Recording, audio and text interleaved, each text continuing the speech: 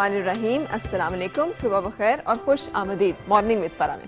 दुआ उम्मीद यही आप जहाँ कहीं हैं बिल्कुल ठीक ठाक हो, ज़िंदगी मज़े सुकून और खैरियत के साथ गुजर रही हो। खूबसूरती और ख़ास तौर पर जब हम कहते हैं कि अल्लाहु जमीलुन व युहिब्बुल जमाल, वो खूबसूरत है और ख़ूबसूरत चीज़ों को पसंद करता है। तमाम चीज़ें उसी की तख्लीक करदा हैं और हर एक इंसान में और हर एक शय में एक ख़ास तरह की खूबसूरती जो है वो कुदरत की अता करदा होती ही है। वो खूबसूरती दूसरे से फ़र्क होती है, यही इनफरादियत होती है हर एक जिन्स की दूसरी जिन्स से, हर एक तरह की चीज़ की दूसरी तरह की चीज़ से।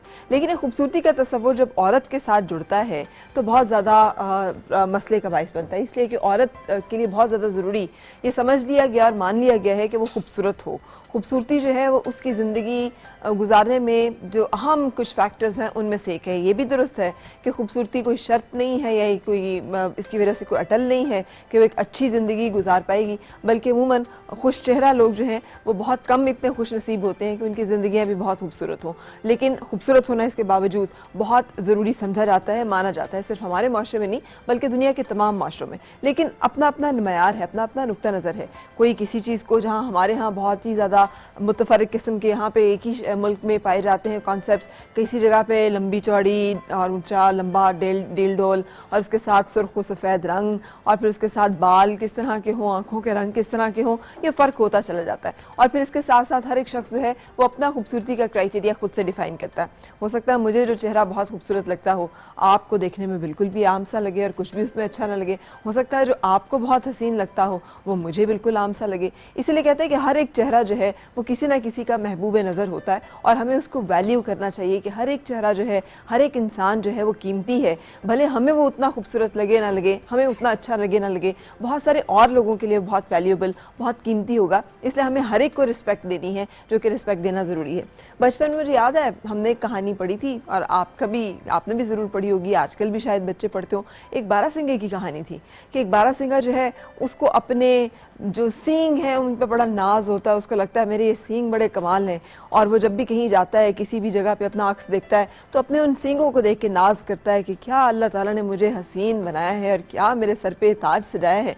जबकि अपनी पतली पतली जो टांगे हैं उनको देखकर उसे गुमान गुजरता है कि ये मेरे साथ बड़ी ज़्यादती हो गई है, ये टांगे तो किसी काम की नहीं है, ये तो मुझे बिल्कुल ही ज़रूरत नहीं, इसने तो मुझे जैसे गहना दिया है। और फिर जब एक वक्त आता है जब उसके पीछे शिकारी कुत्ते दौड़ते हैं और उनसे जान बचाने के लिए भागना ज़रूरी होता है, तो वही पतली पतली सी टांगे जिनको कि वो समझता है कि वो बिल्कुल नाकारा है और उसके वजूद का एक बिल्कुल ऐसा हिस्सा है जिसपे वो शर्मसार होता है, वही उसे भागने में सबसे ज़्यादा मावन मददगार होती हैं। हत्ता कि वो उसके खूबसूरत जो सींग होते हैं वो लचकर झाड़ियों में उसकी जान जाने का बाइस और ज़रिया बन जाते हैं। और वो रियलाइज़ करता है कि ज़िंदगी में बाज़ों का जिन चीज़ों को हम नहीं समझ रहे होते कि वो हमारे लिए कीमती हैं, अहम हैं, वो दरअसल कीमती और अहम होती है। और अल्लाह ताला का हमारे लिए एक ख़ास बैलेंस होता है कि उसने हमें क्या चीज़ दी है, क्यों दी है और किस लिए वो इस तरह की बनाई है। भले हमें अपनी नाक थोड़ी टेढ़ी लगे, भले हमें अपनी मुस्कुराहट उतनी खूबसूरत ना लगे, अपनी आंखें उतनी हसीन ना लगें, या बाल या चेहरा या उसके साथ साथ हमारी जिसामत या कदोकामत, कोई भी चीज़ अगर ऐसी है जिसमें हम समझते हैं कि यार ये कुछ ऐसा ना होता,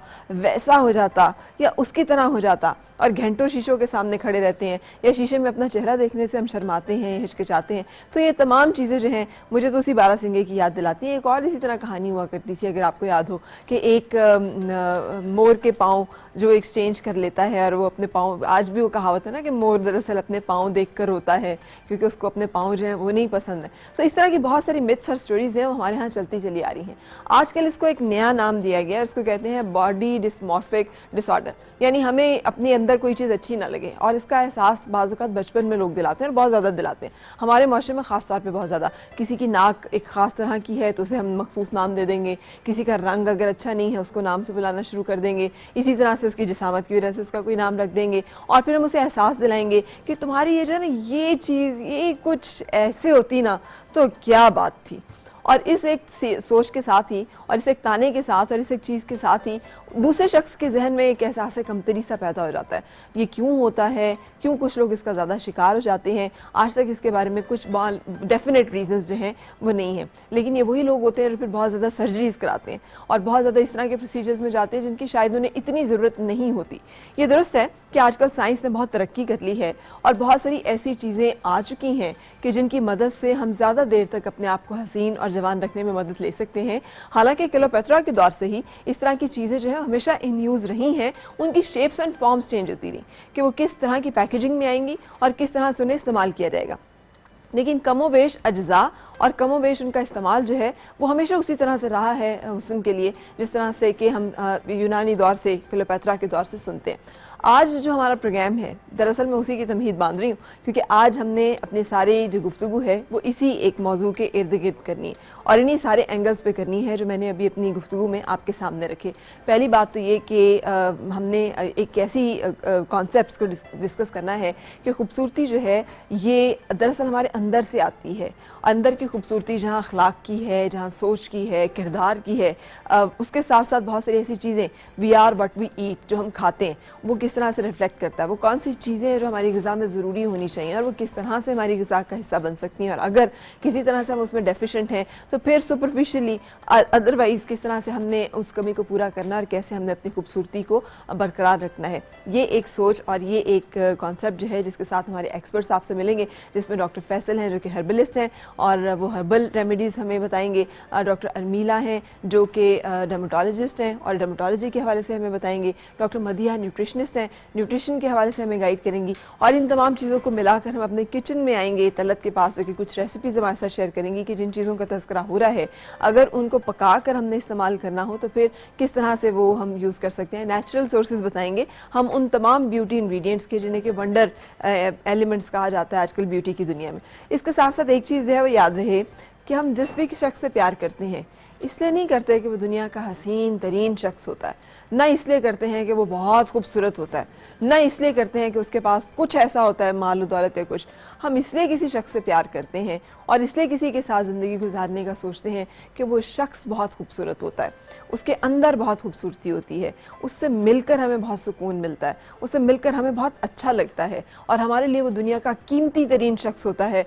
कोई नहीं गौर करता कि उसके महबूब की नाक कैसी है, उसकी आंखें कैसी हैं, वो जैसी भी हों उसे वैसी नाक और वैसी आंखें ही अच्छी लगती हैं। सो बहुत ज़रूरी है कि हम उस तरह का इंसान बने कि जिस तरह का इंसान बनने से लोग जो हैं वो हमसे एक मोहब्बत के रिश्ते में, प्यार के रिश्ते में और एक अच्छे से एहसास के साथ बन जाए। अल्लाह हमें तौफीक दे कि हम सब इस तरह के इंसान जो हैं वो बन सके। ब्रेक के लिए रुकने के बाद मुलाकात कराऊंगी आपकी अपने आज के तमाम एक्सपर्ट्स के साथ।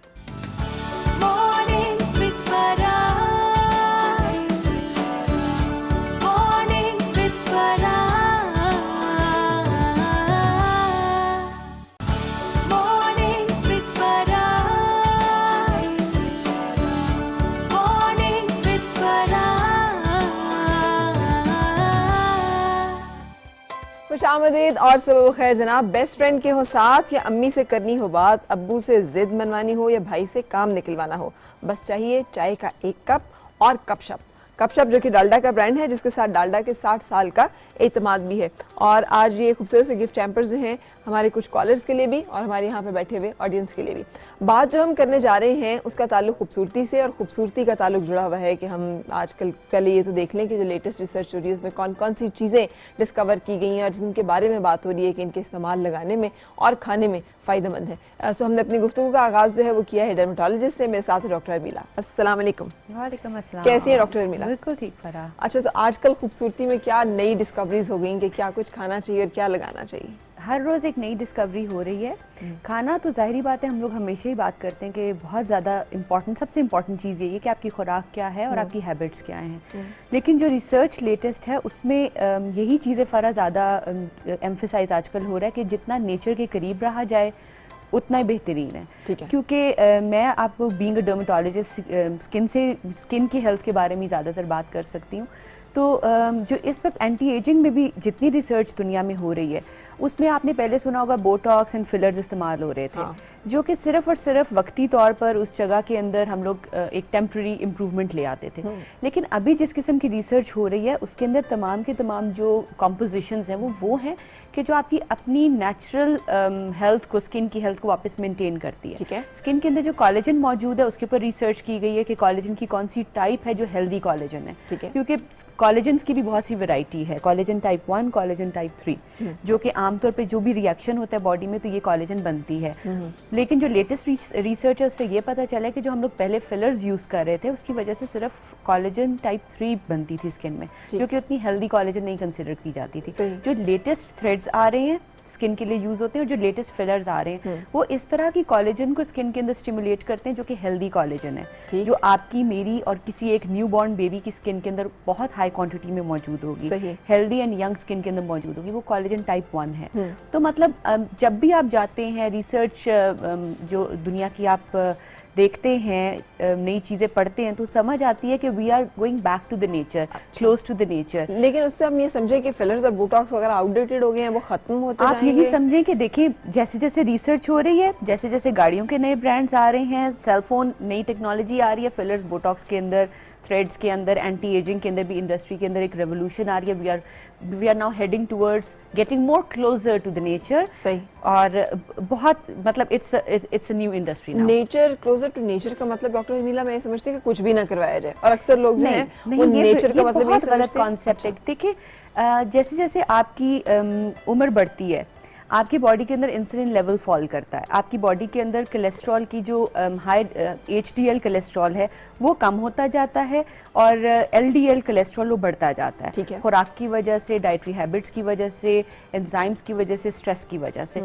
अब इसका मतलब ये तो नहीं है कि we are close to nature, we are ageing. Close to nature का मतलब ये है कि जो अच्छी चीजें हैं और जो हेल्दी चीजें हैं बॉडी में उनको आप ज्यादा कंजर्व करो और मेंटेन करो, उस पर ज्यादा वर्क करो और उसके लिए थोड़ा सा एफर्ट भी करें। अच्छा, एफर्ट, उसके लिए एफर्ट करें, अननेचुरल ना हो, एफर्ट करें। एक जो और बहुत अच्छी रिसर्च हुई है वो आपके खून के अपने सेल्स होते हैं प्लेटलेट्स, उसके अंदर अल्लाह ताला ने इतने ग्रोथ फैक्टर्स रखे हुए हैं कि हम अब उन ग्रोथ फैक्टर्स को यूज कर रहे हैं अपनी एंटी एजिंग के लिए, बजाय इसके कि हम आर्टिफिशियली चीजों को सिंथेसाइज करें।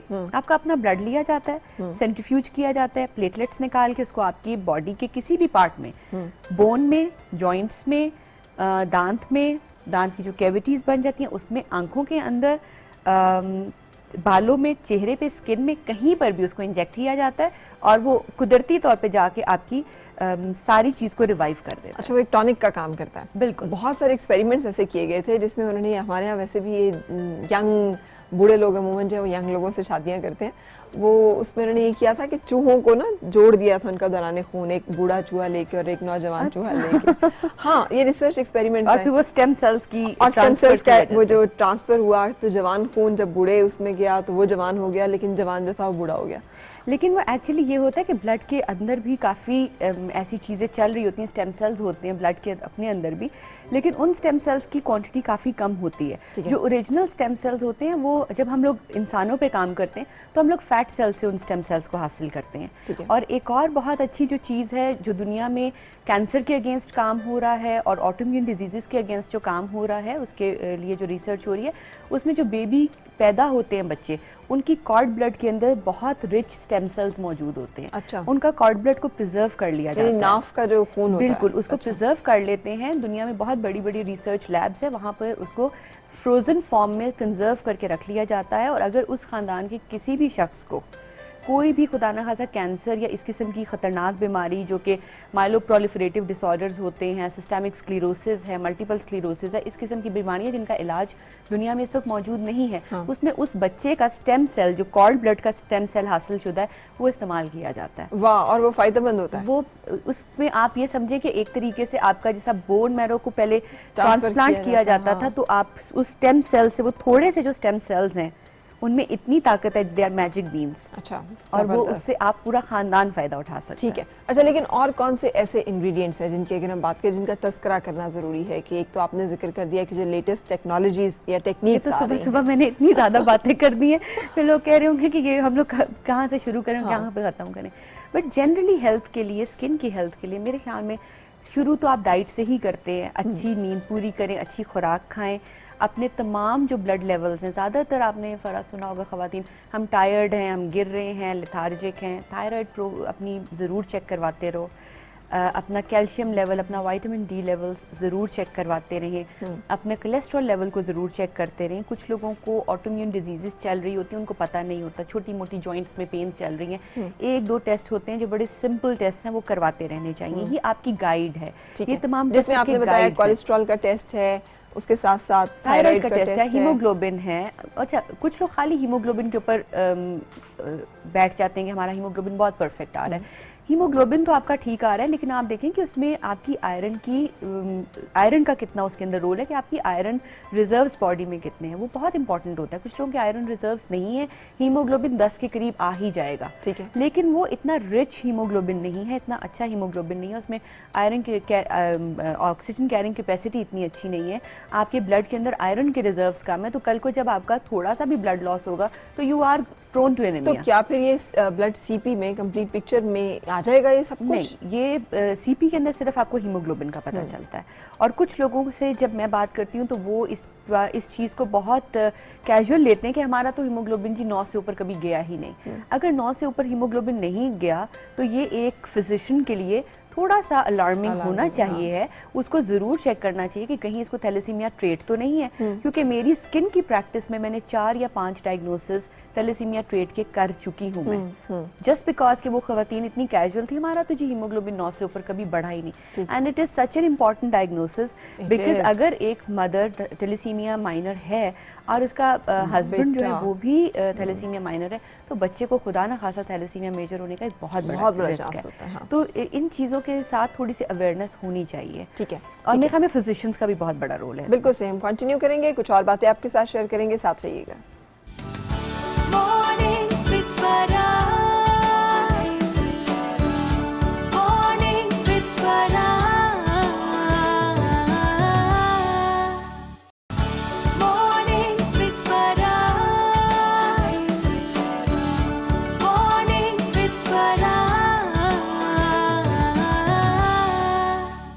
खुशामदीद और सुबह बखैर जनाब। रूठने वालों को मनाना हो या दोस्तों के साथ मुस्कुराना हो, गपशप से बनी चाय आपको मौका फराहम करेगी। खामोशी की दीवारें तोड़ें, गपशप से बनी चाय पिएं और अपने प्यारों से दिल की बात बोलें। चलें डॉक्टर रमीला, छोड़े सारा कुछ, दिल की बातें बोलें। ठीक है, पहले जरा चाय पीते हैं। हाँ, पहले कॉफी पीते हैं। अच्छा, वैसे कितना अर्सा हुआ कॉफी के कप के साथ किसी के साथ बैठ के बात किए हुए? इट्स बिन एजेस, क्योंकि इतनी मसरूफ हो गई है जिंदगी। प्रॉब्लम है हमें इस चीज का हमारे पास टाइम ही नहीं रहा। हम लोग कॉफी भी पीते हैं तो काम करने के दौरान और भागते दौड़ते हुए, वो टाइम ही नहीं रह गया कि आपने कॉफी रखी हुई है दरमियान में और कॉफी ठंडी होती जा रही है और आराम से किसी को होश नहीं है कि कॉफी या चाय बीच में ठंडी हो रही है और आप बातें कर रहे हैं, आपको टाइम ही नहीं, सही बात, गुजरने का पता नहीं चल रहा। अच्छा जी, कमिंग बैक, ये भी वैसे खूबसूरती के लिए बड़ा जरूरी है, जिंदगी की खूबसूरती के लिए बहुत सख्त ज़रूरी है हर चीज़ के लिए, क्योंकि अगर आप रिलैक्स नहीं करेंगे, आप देखें जो ट्रीटमेंट्स करने के लिए भी जो लोग आ रहे होते हैं हमारे पास, उनको यही समझा रहे होते हैं कि ये अब आप ट्रीटमेंट के लिए आए हैं तो टाइम देखना बंद कर दें, कि जल्दी, मतलब आप एक ब्यूटी ट्रीटमेंट के लिए आए हैं तो रिलैक्स होकर आराम से अपने लिए 1 घंटा निकाल के आएँ। जब तक आप अपने आप को पैम्पर नहीं करेंगे, एक ट्रीटमेंट को एंजॉय नहीं करेंगे, उसका आपके ऊपर इम्पैक्ट वैसा आ ही नहीं सकता। एक्सरसाइज करते हुए भी अगर आप घड़ी देख रहे हैं तो उसका कोई फायदा नहीं है। ठीक है, रिलैक्स, ये एक रिलैक्सेशन चीज़ है, तो उसको रिलैक्स होकर ही करना चाहिए। बिल्कुल सही। अच्छा जी, अस्सलाम वालेकुम डॉक्टर फैसल, कैसे हैं आप? वालेकुम अस्सलाम, अल्हम्दुलिल्लाह। अच्छा, हम आपसे तो क्लियोपेट्रा की एज से शुरू करेंगे कि उस जमाने से लेकर, हाँ, हर्ब्स की जब बात होती है तो वो तो फिर जमाना के हवाले से, मैं क्या शायद मेरी एज के हवाले से आप इतना कदीम कर रही हैं। नहीं, हर्ब्स के हवाले से। अच्छा, सुना था कि बहुत सारी ऐसी जड़ी बूटियाँ, चीज़ें, अज्जा हैं जो बहुत शुरू से खूबसूरती के लिए इस्तेमाल किए जाते हैं। वो कौन सी चीज़ें हैं जो आप समझते हैं ज़माना कदीम से इस्तेमाल में हैं? ये क्लियोपेट्रा के साथ जो चीज़ें रिलेट की जाती हैं, उसमें दूध, कि वो दूध से नहाया करती थी, दूध का इस्तेमाल किया करती थी। दूध अब तक भी अगर आप देखें तो रॉ मिल्क जो सा है वो स्किन के लिए बहुत ज़्यादा अच्छा है। उसमें काफ़ी ऐसी एंजाइम्स, काफ़ी ऐसी चीज़ें होती हैं जो बहुत महंगे कॉस्मेटिक्स जो हैं उसमें मिलती हैं, वो सिंथेटिक मिलती हैं, यहाँ पे नेचुरल मिल जाती हैं। एक और चीज़ जो क्लियोपेट्रा से मंसूब की जाती है वो ये कि वो थोड़ा सा पॉइजन लिया करती थी स्नेक का। अच्छा, ठीक है, तो अगर बोटॉक्स को हम देखें तो बोटॉक्स जो है दैट इज़ अ पॉइजन। लेकिन वो सांप का पॉइजन कहाँ लिया करती थी? वो बोटॉक्स तो स्पेसिफिक जगहों पे लगता है। अच्छा, नहीं, वो ये होता है कि उसको हल्का सा पॉइजन को एक ख़ास तरीके से और अंदाज से, वो तरीका क्या था वो तो बुक्स में हमें नहीं मिलता, लेकिन बहरहाल ये चीज़ मिलती है कि वो सांप से टसवाया करती थी अपने आप को जवान रखने के लिए। अच्छा, तो पॉइजन जो उनसे हैं वो, हाँ, इट्स ट्रू, तो पॉइजन जो उनसे, हाँ, बड़ा खौफनाक काम। अभी पिछले दिनों जूलिया रॉबर्ट्स की एक मूवी भी थी, उसमें भी उन्होंने उसे ब्यूटी ट्रीटमेंट लेते हुए दिखाया था, तो वो शहद की मक्खियों से उसने अपने लिप्स को ऑगमेंट किया था। नहीं, वो शहद की मक्खियों से तो चले जी ऑगमेंट किया था, वो तो समझ आता है कि उसमें स्वेलिंग हो जाती है, Swelling हो एंड जाती लिप्स में आप स्वेलिंग ही कर रहे हो, तो बेसिकली आप उसको ऑगमेंट करने के लिए अच्छा, ये थोड़ा सा परमानेंट हो जाता है। अगर इससे लिप्स की बात हो रही है तो इसमें अगर आप देखें कि अगर हमने थोड़ी देर के लिए करना हो, 3-4 घंटे के लिए करना हो, तो सिनेमन पाउडर शहद में मिला के लिप्स पे लगा लें जब तक बाकी मेकअप किया जाए। ठीक है। उसके बाद उसको उतार लें, मतलब 2-3 मिनट्स के लिए वो लिप्स पे लगा रहे, तो एक अच्छा वो प्लम्प लुक आ जाती है। प्लम से लुक आ जाती है। हाँ ठीक है। That's something new I have learn today. हाँ, लेकिन उसके लेकिन बाद जो उसके clip बाद अच्छा- क्या होता है, वो तो नहीं कोई ऐसी खतरनाक बात नहीं, कि cinnamon पैच लिप्स हो जाते हों या फट सिनेमन जाते ने हैं। क्या नुकसान पहुंचाना है, और प्लस ये के साथ शहद है, तो शहद उसकी जो सी वो हार्शनेस है उसको ख़त्म करता है, साथ ये कि सूद कर देता है। सही। ठीक है, तो इस तरह की बहुत सारी छोटी छोटी टिप्स हैं जो आप वक्ती तौर के लिए 3-4 घंटे के लिए अपने आप को एक अच्छी लुक दे सकते हैं। सही। अच्छा, लेकिन बहुत सारी ऐसी चीज़ें, दंदासा का इस्तेमाल बड़ा कॉमन है ना, मुझे बड़ा शौक हुआ एक दफ़ा दंदासा करने का, तो मैंने वो किया। अगर आप उसको थोड़ा सा ज़्यादा, और वो बड़ा पोटेंट एक चीज़ है, उसको कर लेना तो फिर भी आपके होंठ ऐसे सूज से जाते हैं और ऐसे लगता है थोड़ा सा हाँ, इरिटेशन और स्वेलिंग करता स्वेलिंग है। कर जो जाते आजकल हैं। duck लगता look- ऐसे है जैसे आपने होंठों का कोई ट्रीटमेंट कोई कराया। treatment। मैंने वो कर लिया एक दिन ना, तो मेरे कोई 2 हफ्ता होंठ खासे सूजे रहे, तो खासे लोगों को ये लग रहा था कि मैंने कुछ होंठों का कुछ ट्रीटमेंट करवाया। लेकिन इट्स अ टिप, अगर आपको ये अच्छा लगता है और आपको लगता है तो आप वो करें। इसलिए पुराने ज़माने से दंदासा इस्तेमाल किया करते थे, वो सिर्फ दांतों को सफ़ेद नहीं करता, होंठों को भी थोड़ा सा बिल्कुल एक look इस तरह दे की देता अच्छा, है। चीज़ें होती इसका हैं। चलिए दंदासा है, क्योंकि वो थोड़ा सा कलर देता है, तो अगर कोई रिलेक्टेंट हो तो सादा जो सॉफ्ट टूथब्रश होता है, जो बच्चों वाला टूथब्रश होता है, उसको अगर आप सिर्फ विदाउट टूथपेस्ट अगर आप लिप्स के ऊपर रब कर लेते हैं, तब भी वो जोन सा है थोड़ा सा, क्योंकि वो सर्कुलेशन बेहतर हो जाती है ब्लड की, तो एक फ्रेश और हेल्दी लुक आ जाती है। ठीक है। ये बहुत सारी छोटी छोटी चीज़ें हैं जो मैं स्पेशली बात उस पर करूँगा जो लोग अफोर्डिंग नहीं है। ठीक। ठीक है, middle class, lower middle class, वो लोग अपने आप को इन चीज़ों से कैसे फ़ायदा पहुंचा सकते हैं। ठीक है। अरे एक आपने कहा दूध ज़्यादा पिएं, दूध का इस्तेमाल करें, उसके अलावा दूसरी अगर चीज़ का हम तस्करा करें तो वो सांप से तो नहीं डसवा सकते। नहीं, डेफिनेटली सांप से नहीं और डसवाया क्या जा होगा? सकता।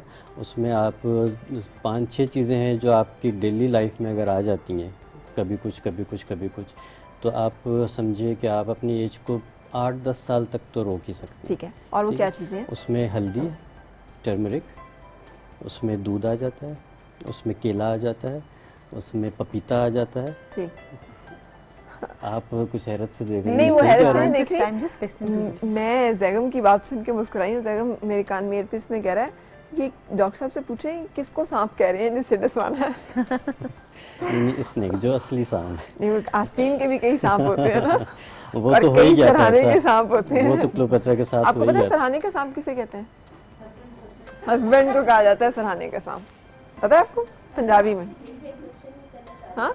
अच्छा, आपको ये हम कपशप का एक खूबसूरत सा गिफ्ट जो है, ये गिफ्ट हैम्पर आपको गिफ्ट देंगे। ठीक है। आप पंजाबी हैं? थोड़ी सी? तो फिर आपको कैसे पता ये? हस्बैंड को कहते हैं। वाकई ये हमारी एक मिथ है कि जो शौहर होता है ना वो सराहने का सांप होता है। ऐसे एक बात है बड़े अफसोस की कि मजलूम औरतें हैं, लेकिन हर जगह जो उनसा इल्ज़ाम लगता है वो आदमियों पे लगता है। नहीं, इल्जाम की बात नहीं, ये तो मुहावरे की बात हो रही है। ये तो पंजाबी एक कहावत है। अच्छा, अच्छा। अच्छा जी, क्या आप कुछ पूछना चाह रही हैं? एंटी एजिंग जो प्रोडक्ट्स हैं तो कहते हैं वो यूज़ नहीं करने चाहिए, उसको यूज़ करने से स्किन का कैंसर हो जाता है। कहता कौन है? मतलब लोगों की जो जनरल जो ओपिनियन है ना सही, ठीक। कि लोग मना करते हैं इसको यूज़ करने से ना। अच्छा, सेकेंडली ये कि मैंने भी एक क्रीम यूज़ की थी, वो वाइटनिंग क्रीम ना, ठीक। तो वो जब तक मैं यूज़ करती रही तो मेरी स्किन ठीक रही, और उसके बाद जैसे ही मैंने उसको छोड़ा, भाई सबने मना किया कि आप इतना लॉन्ग लास्टिंग ना इसको यूज़ करें। उसके बाद मेरी स्किन पे देखें पैचेस पड़ गए और आपने अजीब कहाँ से ली थी वो क्रीम? अच्छी ये शाहीन केमिस्ट अरे वगैरह, नहीं, आप केमिस्ट की दुकान से जी ली थी? केमिस्ट की दुकान से ना। ये आपके जोन में बात आती बहुत है। ही अच्छा सवाल है। बात यह है कि एंटी एजिंग के बारे में बड़े लोगों के अजीब अजीब से कॉन्सेप्ट्स सुनने को मिलते हैं।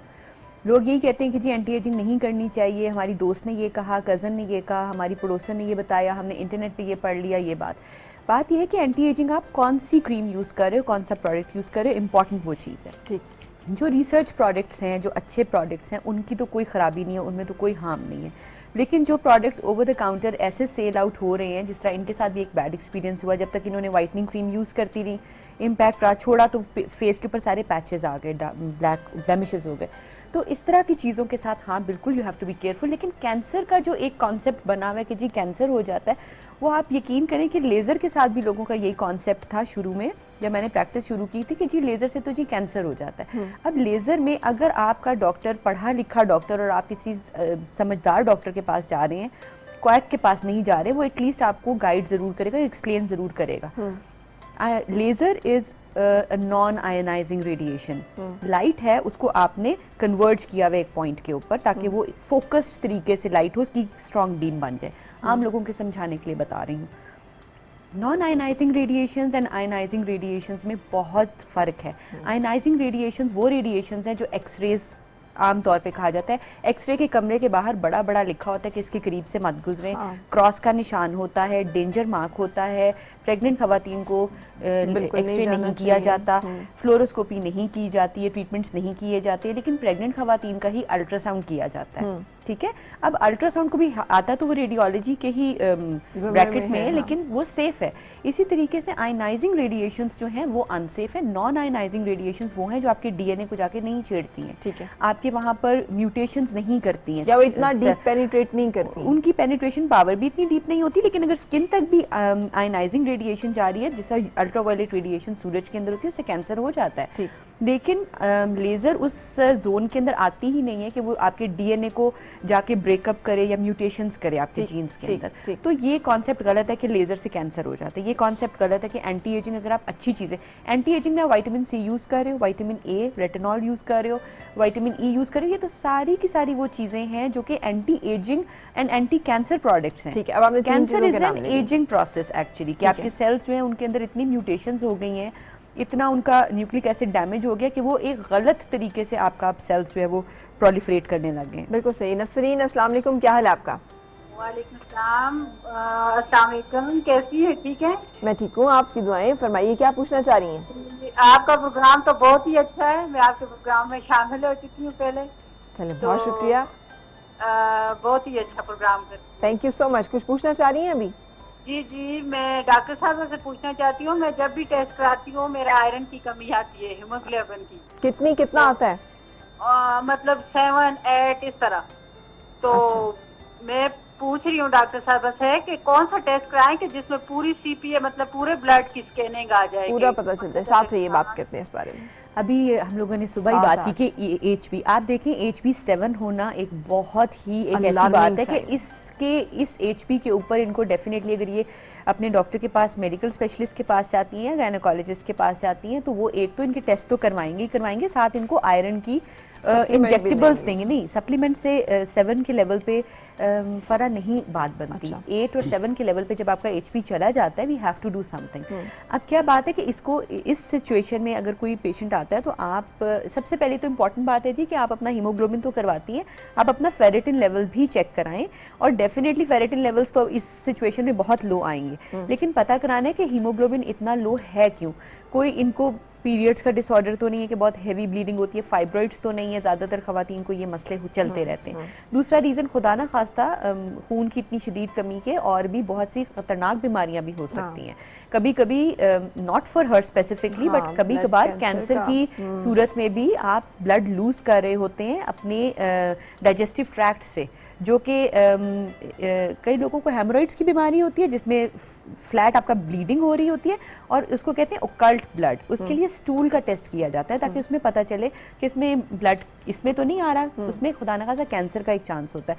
तो ये एक ऐसी चीज़ है कि आपको अपने डॉक्टर को दिखाना चाहिए ऐसी सिचुएशन में। खाली आयरन की गोली खाने से बात नहीं बनती है। किस डॉक्टर के पास जाएं? मेडिकल स्पेशलिस्ट के पास चले जाएं, क्योंकि सबसे अच्छा इनको इस मौके के ऊपर वो टेस्ट करवा के सारी डायग्नोसिस कर लेंगे। और अगर कोई गायनी का मसला है जो मैंने बता दिया तो अपनी गायनेकोलॉजिस्ट को दिखाएं। बिल्कुल सही, चूंकि थोड़ा सा डिटेल एग्जामिनेशन रिक्वायर्ड है, इसलिए आप डॉक्टर के पास जाएं ताकि वो आपको तफसीली मुआयने के बाद चंद एक टेस्ट है वो कहेगा, वो ज़रूर करवा के आप अपने आप को एग्जामिनेशन और चेकिंग के इस प्रोसेस से गुजारें।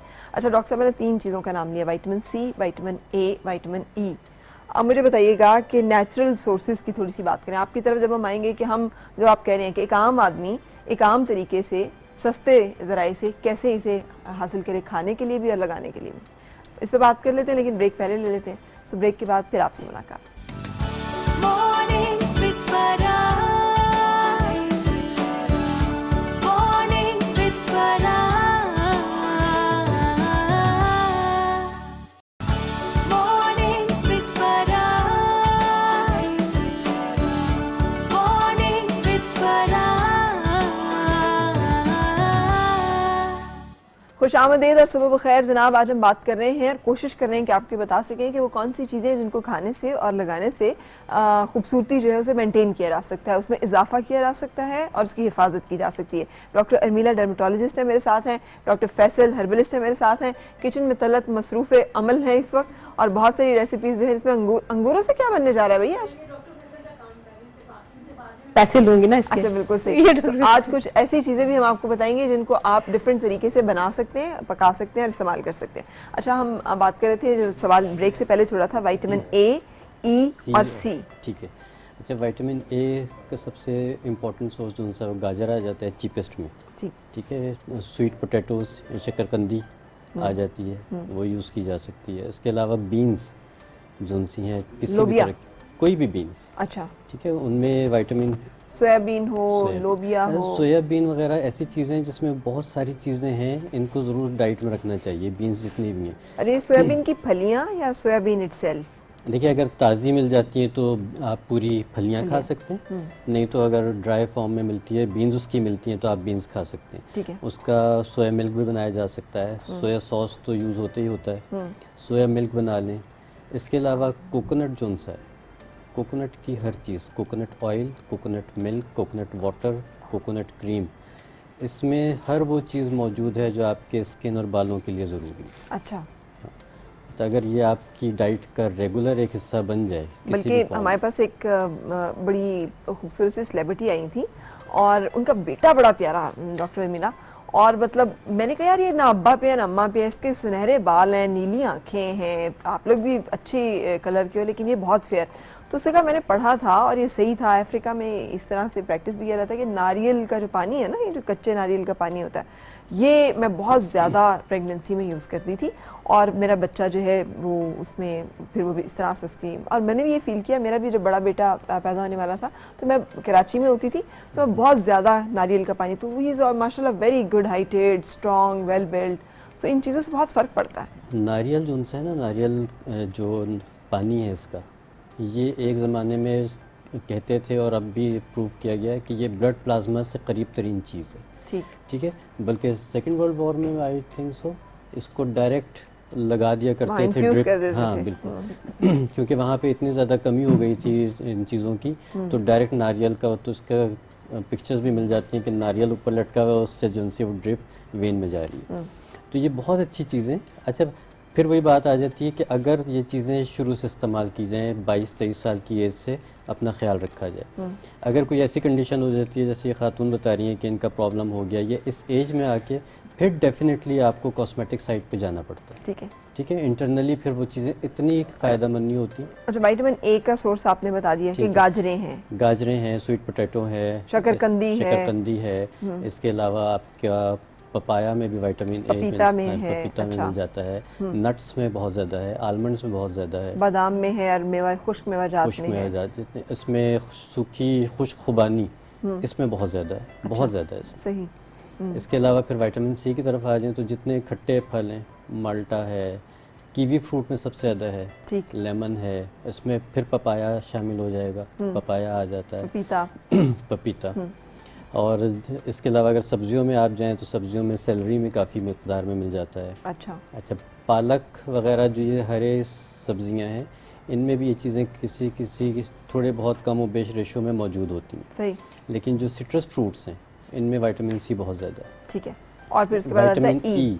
विटामिन ई जो सा है वो सबसे ज़्यादा नट्स में आपको मिलता है। नट्स में बादाम, बादाम, अखरोट। अखरोट, काजू, और उसमें फिर एक चीज़ जो सूरजमुखी के बीज हैं, उसमें बहुत ज़्यादा है। तो सूरजमुखी के बीज जो उनसे जैसे अब सीज़न चेंज हो रहा है, तो इस सीज़न में सूरजमुखी के बीज और कद्दू के बीज अगर एक एक मुट्ठी डेली खा लिए जाएँ, एक दिन एक चीज़, एक दिन एक चीज़, तो आपको फिर अगले साल के लिए काफ़ी चीज़ें फ़ायदा दे जाती हैं। सही, बिल्कुल सही। जी। अच्छा, कोई इन नेचुरल सोर्सेज में कुछ और भी आप भी ऐड करना चाहेंगी कि और नेचुरली कैसे मिलती हैं ये सारी काफ़ी चीज़ें? कुछ डॉक्टर साहब ने बता दिया है। मेरे ख्याल में नट्स बहुत इंपॉर्टेंट होते हैं तमाम चीज़ों के लिए। फ्रूट्स भी हर तरह का फ्रूट खाना चाहिए।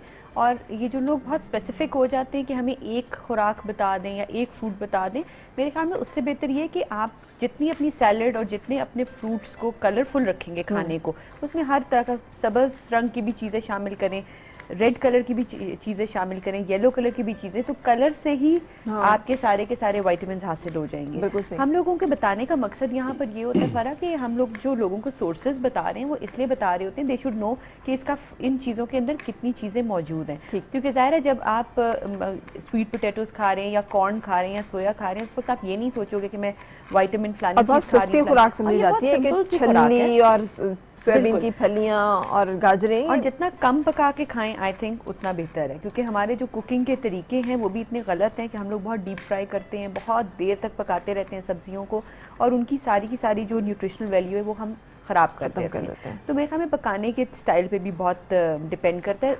सबसे बेहतरीन तो ये होता है कि सूप की फॉर्म में सब्जियों को डाल लें और सूप के अंदर पकाएं नहीं सब्जी को, लास्ट में डालें। उसमें ये होता है कि वो हल्की सी सॉफ्ट भी हो जाती है, लेकिन आप उसकी न्यूट्रिशनल वैल्यू ख़त्म नहीं कर रहे होते। सही, ठीक। ये इस तरीके से। और फल तो आपको, मेरे ख्याल में फल को तो जो जूस बनाने का कॉन्सेप्ट है और मिल्क शेक बनाने का कॉन्सेप्ट है, उससे बेहतर है आप भी मेरे ख्याल में एग्री करेंगे कि रॉ फॉर्म में खाना ये चाहिए। पूरे का पूरा फल खा रॉ लिया फॉर्म में, या फिर अगर लिक्विड में लेना है तो फिर स्मूदीज़। ठीक। स्मूदीज़ बेस्ट हैं, जूस से बेहतर हैं स्मूदीज़। जी, क्या पूछना है?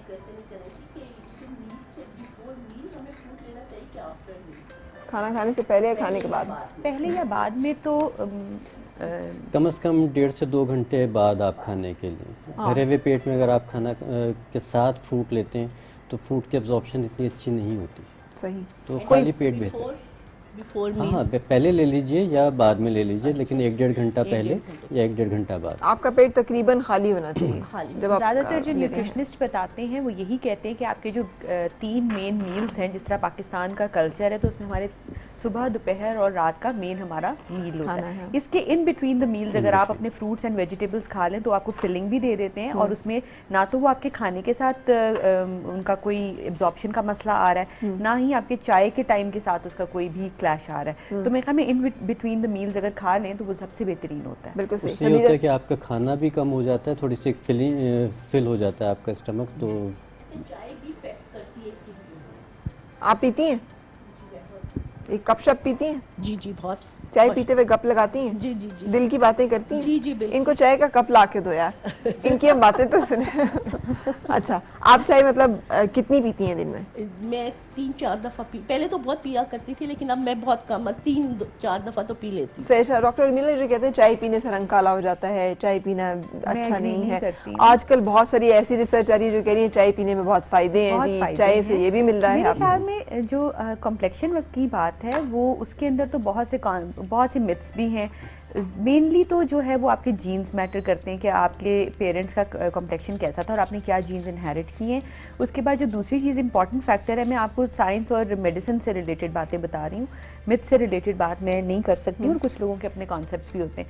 एक तो जेनेटिक फैक्टर्स बहुत इंपॉर्टेंट हैं। उसके बाद दूसरी चीज़ ये है कि आपका सूरज का एक्सपोजर कितना है, आप प्रोटेक्ट कितना अपने आप को कर रहे हैं, और आपकी ज़िंदगी में स्ट्रेस कितना है। ये 4 प्रूवन चीज़ें हैं। इसके अलावा हार्मोन्स की वजह से की कमी या ज़्यादती की वजह से, खून की कमी और डाइटरी डेफिशिएंसीज की वजह से रंग के ऊपर बहुत इम्पैक्ट आता है। स्ट्रेस इज़ समथिंग जो मैं समझती हूँ आपके रंग को, apart from diet and apart from genes, जो सबसे ज़्यादा चीज़ आपको, 2 चीज़ें आपके रंग के ऊपर इफेक्ट डालती हैं, वो सूरज और स्ट्रेस है। ठीक है। इसके अलावा मेरा नहीं ख्याल कि चाय या कॉफ़ी की वजह से कुछ होता है। अगर ऐसा होता तो वेस्टर्न नेशन सारी की सारी इस वक्त काली होती है, वो तो ब्लैक कॉफ़ी वो तो पीते हैं। लेकिन ब्लैक कॉफी में तो उन्होंने बहुत सारी रिसर्च की है, बड़ी एल्यूरिंग किस्म की रिसर्च है कि Black इसमें बड़े फायदे हैं। coffee- और तो और सब्ज चाय के ऊपर ये जो हमारा ग्रीन ग्रीन टी या एनी हर्बल टी, आजकल तो एक शोर मचा हुआ है ना हर्बल टीज़ का। आप मुख्तलिफ पत्तों की, मुख्तलिफ लीव्स की, मुख्तलिफ हर्ब्स की टीज़ ले सकते हैं। ऐसे चाय आपके लिए मैं ख़ास तौर से कहूँगा कि आपके पास क्वेश्चंस बहुत ज़्यादा हैं, कि सबसे बेहतर ये है कि आप लोग जब भी कोई चीज़ यूज़ करें ना, किसी न किसी कंसल्टेंट को ज़रूर एक दफ़ा दिखा लें। आप 1500 की क्रीम तो ले लेंगे, लेकिन 1000 रुपया 1500 दे के किसी कंसल्टेंट को आप लोग रब्ता नहीं करेंगे। अगर वो आपको सही गाइड कर देगा कि भाई ये चीज़ आपकी स्किन के लिए बेहतर है, आपकी हेल्थ के लिए बेहतर है, आपने तो सिर्फ चेहरे के लिए ले लिया। अब हम बैठे यही बात कर रहे हैं कि इंटरनल चीज़ें भी उतनी ही मैटर करती हैं जितनी एक्सटर्नल करती हैं। ठीक है, अरे सब चाय के जो फ़ायदे हैं वो भी एक दफ़ा ज़रा थोड़े से, क्या वाकई ये इतनी ही कोई कमाल किस्म की चीज़ है कि इसमें बहुत सारा ग्रीन कुछ टी है? जो सी है ना, दिन में 8 से 10 कप सेफ़ है। सेफ है। हाँ जी, उसमें बहुत अच्छे आपको फ्लेवोनॉइड्स मिल जाते हैं, एंटीऑक्सीडेंट्स मिल जाते हैं, उसमें एडिशन हो जाती है, जैसे अगर लेमन के साथ करें तो विटामिन सी मिल जाता है, और ये सारे एंटीऑक्सीडेंट्स जो हैं आपकी बॉडी को टॉक्सिन से पाक करते हैं। ठीक है, ठीक है, बिल्कुल ये सही बात है। और इवन जो हमारी ग्रीन टी के अलावा जो ब्लैक टी है, इसके अंदर भी यही सारी चीज़ें हैं। सिर्फ ये बात होती है कि आई थिंक ग्रीन टी के अंदर वो अभी पत्तों को उतना ज़्यादा वो पकाया नहीं जाता, ऐसे ही, बिल्कुल। और उसके अंदर थोड़े से एंटीऑक्सीडेंट्स ज़्यादा होते सिर्फ हैं। प्रोसेसिंग का फ़र्क है, वरना चीज़ तो बाहर आ और जाती है। आप देखें जी, चाइनीज नेशन जो है सारी की सारी चाय हमारे पास आई वहाँ से है। हाँ। तो हमारे ये कॉन्सेप्ट्स बड़े गलत हैं कि ये बच्चे को मना करा दें जी, ये कॉफ़ी पी रही है मेरी बेटी आजकल, चाय पी रही है, इसकी वजह से इसको दाने बन रहे हैं या इसकी वजह से कलर ख़राब हो रहा है। नहीं जी, वो आजकल पढ़ाई ज़्यादा कर रही हैं, एग्ज़ाम आए हुए हैं, सर पे हैं, रातों को है। जाग रहे हैं, स्ट्रेस है, नींद नहीं पूरी, इसलिए रंग खराब हो रहा है। It's not because of the poor T. ठीक। अच्छा, या हमने फिर अगर- विटामिन ए, ई और सी की बात की, आप क्या कह रहे हैं? अगर चाय कॉफ़ी ज़्यादा पीनी है तो उसमें चीनी का इस्तेमाल ना करें। असल नुकसान चीनी पहुंचा रही होती है, चाय और कॉफ़ी नहीं अच्छा, पहुंचा। आप मुझे बताइए कि आप सुपरफिशियली जब हमने यूज़ करना है डॉक्टर मिला, तो तब ये कैसे हम अपनी स्किन पे से यूज़ कर सकते हैं? ये तमाम जो चीज़ें हैं, vitamin C, vitamin A, vitamin E, ये सब फ़र्क किस्मों से हमारे पास अवेलेबल है। या तो हम पहले क्रीम्स यूज़ कर लेते थे, अब उसके ज़रा ज़्यादा स्ट्रॉन्ग फॉर्म आ गई है सीरम्स, जो मैंने पहले भी बड़े प्रोग्राम्स में बताया हुआ है कि सीरम्स की फॉर्म में आई हुई है। ये दोनों चीज़ें आप घर पे यूज़ कर सकते हैं। क्रीम्स एंड सीरम्स आप सेफली अपने घरों में इस्तेमाल कर सकते हैं, लेकिन विटामिन ए के साथ आपको केयरफुल रहना पड़ता है, क्योंकि विटामिन ए जिस फॉर्म में अवेलेबल है वो रेटिनॉल की फॉर्म में अवेलेबल है। वो स्किन को हल्की सी ड्राई कर सकती है, इरिटेट कर सकती है, कुछ लोगों को ज़्यादा सूरज के साथ सेंसिटिव भी कर देगी। तो वो आपका डॉक्टर आपकी स्किन को देख के आपको बताएगा कितनी मिकदार में इस्तेमाल करनी है और कितनी देर चेहरे पे लगाना है। ठीक। ये चीज़ें आप घर पे यूज़ कर सकते हैं और हम लोगों को लिख के देते हैं। इसके अलावा जो क्लिनिक पे प्रोसीजर्स होते हैं, उसमें हम आपकी स्किन में ये दवाई डिलीवर करते हैं 2-3 तरीकों से। या तो हम आपकी स्किन के अंदर खास किस्म के फेशियल्स आए हुए हैं जिसमें ये तमाम चीज़ें डली हुई हैं, और वो हाई एनर्जी की फॉर्म में आपकी स्किन में इन्फ्यूज़ कर देती है वो चीज़ हाई प्रेशर के साथ। दूसरी चीज़ जिस तरीके से हम आपकी स्किन में इसको डिलीवर करते हैं वो मीज़ोथेरेपी है, जिसमें हम छोटी छोटी प्रिक्स के साथ आपके चेहरे पे वो दवाई या वो वाइटामिन्स को इंजेक्ट कर देते हैं आपकी स्किन, सिर्फ सुपरफिशियल लेयर्स के अंदर, कभी कभी डीप लेयर्स में भी कर दिया जाता है। और तीसरी जो तरीका है वो ये है कि हम माइक्रो नीडलिंग के साथ या तो एक डर्मा रोलर यूज़ करें, या माइक्रो नीडलिंग के पेन्स आए हुए हैं बहुत अच्छे, बहुत सी डिवाइसेस आई हुई हैं, कंट्रोल डिवाइसेस, उसके साथ हम सर्टेन डेप्थ पे जाके एक पेन के साथ इंजेक्शन पेन के साथ या माइक्रो नीडलिंग करके और उसके ऊपर आपका वो सीरम अप्लाई करते हैं ताकि आपकी डीप जो लेयर है स्किन की उसको एब्जॉर्ब कर ले दवाई को। सही। ये 2-3 तरीके हैं। इसके अलावा जब इसकी मज़ीद डेप्थ हम लेके जाते हैं तो फिर हम फिलर्स की फॉर्म में इन चीज़ों को आपकी स्किन में डिलीवर करते हैं, जिसमें ज़्यादातर हाइलोरॉनिक एसिड जो पहले यूज़ होते थे, और अभी बायोस्टिमुलेटर्स जो कि पॉलीलैक्टिक एसिड एंड पॉलीकैप्रोलेक्टोन इस फॉर्म में, जो मैं आपको शुरू में बताया था, जो रिसर्च अभी लेटेस्ट है, बिल्कुल इस फॉर्म में सही। डिलीवर ब्रेक के लिए रुकना है हमने, और ब्रेक के बाद फिर आपसे मुलाकात। Morning with Farah. Morning with Farah. Morning with Farah. Morning with Farah. खुश आमदीद जनाब। अब किचन में हमने आपको बताना है कि ये सारी चीज़ें जो हम बातें कर रहे हैं ये सब किचन में खाने में कैसे इस्तेमाल में आएंगी और कैसे हर्बली हम उन चीज़ों को तैयार करके लगा भी सकते हैं। तो पहले तलत आप बताइए क्या कर रही इस हैं? तरह यहाँ पे मैं पालक पनीर बना रही हूँ। पनीर भी आपको प्रोटीन का बहुत बड़ा जरिया है, पालक तो सबको ही पता है बहुत फायदेमंद है, इसलिए मैंने आज सिलेक्ट किया कि पालक पनीर बनाऊँ। इसके लिए मैंने ये किया कि लहसुन, आप कुछ कह रही हैं? नहीं, आपसे बात लहसुन अदरक को मैंने थोड़े से ऑयल में इसको पकाया 2 से 3 मिनट, फिर उसमें मैंने सिर्फ 2 टमाटर डाले हैं, 1 टेबलस्पून था लहसुन अदरक का पेस्ट, इसमें 2 मैंने टमाटर डाले हैं। अब मैं इसमें मसाले डाल दूँगी, इसमें प्याज नहीं डालें तो बेहतर है। अच्छा, प्याज का एक अपना जायका हो जाता है तो वो फिर पालक का कम हो जाता है। इसमें लाल मिर्च मैं डाल रही हूँ। आप हस्बैंड को प्लीज़ रेसिपी कार्ड से देख लीजिएगा मुझे, क्योंकि बहुत जल्दी हस्बी जायका आपने डालना है, और वैसे ये भी जीरा। रेसिपी कार्ड के अलावा अपना जायका भी आपने देखना है कि अगर जीरा नमक है, हल्दी कम है, ज्यादा करना है, कम करना है, लाल मिर्चें हैं, गरम मसाला पिसा हुआ है, सारे रूटीन के मसाले, हल्दी, जी रूटीन के मिर्च, मसाले, जीरा, कुटी हुई लाल मिर्च है थोड़ी सी, सिर्फ सिर्फ इतना एक कि कुटी अच्छा हुई सा लाल कलर मिर्च आएगा। और इसमें और इसमें क्या? हाँ जी, हरी मिर्ची आएंगी। ठीक है। और फिर उसके बाद आपने पालक को उबाल लिया हुआ है। जी, उबाल पालक को के- मैंने उबाल लिया, फिर मैं बाद में इसमें अदरक भी डालूंगी। अभी मैं इसमें साथ ही पालक डाल रही हूँ। उबाल ये के पालक उसे को grind मैंने कर लिया। पत्तों समेत फरा, इसको थोड़ा सा उसी पानी में, पानी लहदा नहीं डाला, ठीक है। अपने ही पानी में वो जैसे ही थोड़ी नरम हुई मैंने इसको ब्लेंडर में ब्लेंड कर दिया। मैंने कुछ भी नहीं किया, देखें इसी वजह से इसका कलर इतना अच्छा है। और है। हम बहुत ज़्यादा नहीं पकाते, मैंने सिर्फ 5 मिनट तक पकाया इसको। ठीक है। और अब ये 5 मिनट मजीद पकेगी इसमें, और इसको इतना। इसमें हम चीज डाल देंगे। जी, ठीक है। अच्छा, आप क्या बना रहे हैं यहाँ पे? Face mask. जी फेस मास्क बना रहे हैं। इसमें मसूर की दाल अच्छा, कच्चे दूध में ओवरनाइट भिगो दीजिए। ठीक है। ठीक है, उसके बाद ये थोड़ी सी नरम हो जाएगी तो इसको फिर हम अच्छा, ये मूंग और मसूर की दाल क्यों कहते हैं? इसीलिए कि उससे मसूर की दाल से मुंह ज़रा खुश शक्ल हो जाती है। खुद शक्ल हो जाता है। अच्छा, हम तो वो इसको तो क्या अच्छा नहीं समझते ना, ताने के इस तौर मुहावरे पे को। कहते हैं। हाँ, बिल्कुल ताने के तौर पे कहते ताने के हैं। लेकिन मसूर की दाल जो सी है वो स्किन के लिए बहुत अच्छी है। ठीक है। खाने में मतलब हम आम भी जैसे दाल बना के खा रहे होते हैं। खाने में भी बहुत अच्छी है, लगाने में भी बहुत अच्छी है। सो मसूर की दाल को हमने दूध में भिगो दिया है सारी रात। कच्चे दूध में कच्चे दूध। ओवरनाइट। हाँ जी, कच्चा दूध ये कच्चा होना जरूरी है। बिल्कुल कच्चा होना जरूरी है। बगैर उबले हुए दूध में डाल के और उसको हमने भिगो के रख दिया और अब इसको हम ग्राइंड कर लेंगे। इसका पेस्ट बना के ठीक है। ठीक है, इसका पेस्ट बन जाएगा। थोड़ा सा ज़्यादा अच्छी तरह पीस लीजिएगा अगर आपको मास्क चाहिए।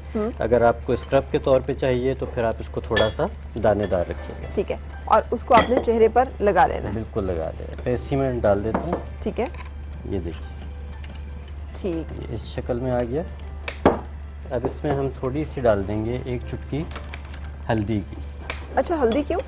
हल्दी जो सा है बहुत अच्छा है, स्किन को फ्रेश भी करता है, कॉम्प्लेक्शन के लिए भी अच्छा है, और प्लस ये कि एंटी इन्फ्लेमेटरी है, बिल्कुल सही। एंटीबैक्टीरियल है, एंटीवायरल है। तो स्किन पे अगर किसी भी तरह का कोई इन्फेक्शन है तो वो उससे ख़त्म हो जाता है। और आजकल जैसे मौसम चेंज हो रहा है और हम फौरी तौर पे क्या करते हैं, कोई ना कोई बुखार की दवाई ले लेते हैं, कोई ना कोई फ्लू की दवाई ले लेते हैं। और अगर हम दूध गर्म में हल्दी डालकर पिए, कौन वैसे डॉक्टर साहब मैं सामने दूध में हल्दी डाल के रख के ना तो उसे ऐसे बैठ के देखती रहती हूँ देखती रहती हूँ, फिर ठंडा हो जाता है, फिर मैं उठ के गोली खा लेती हूँ।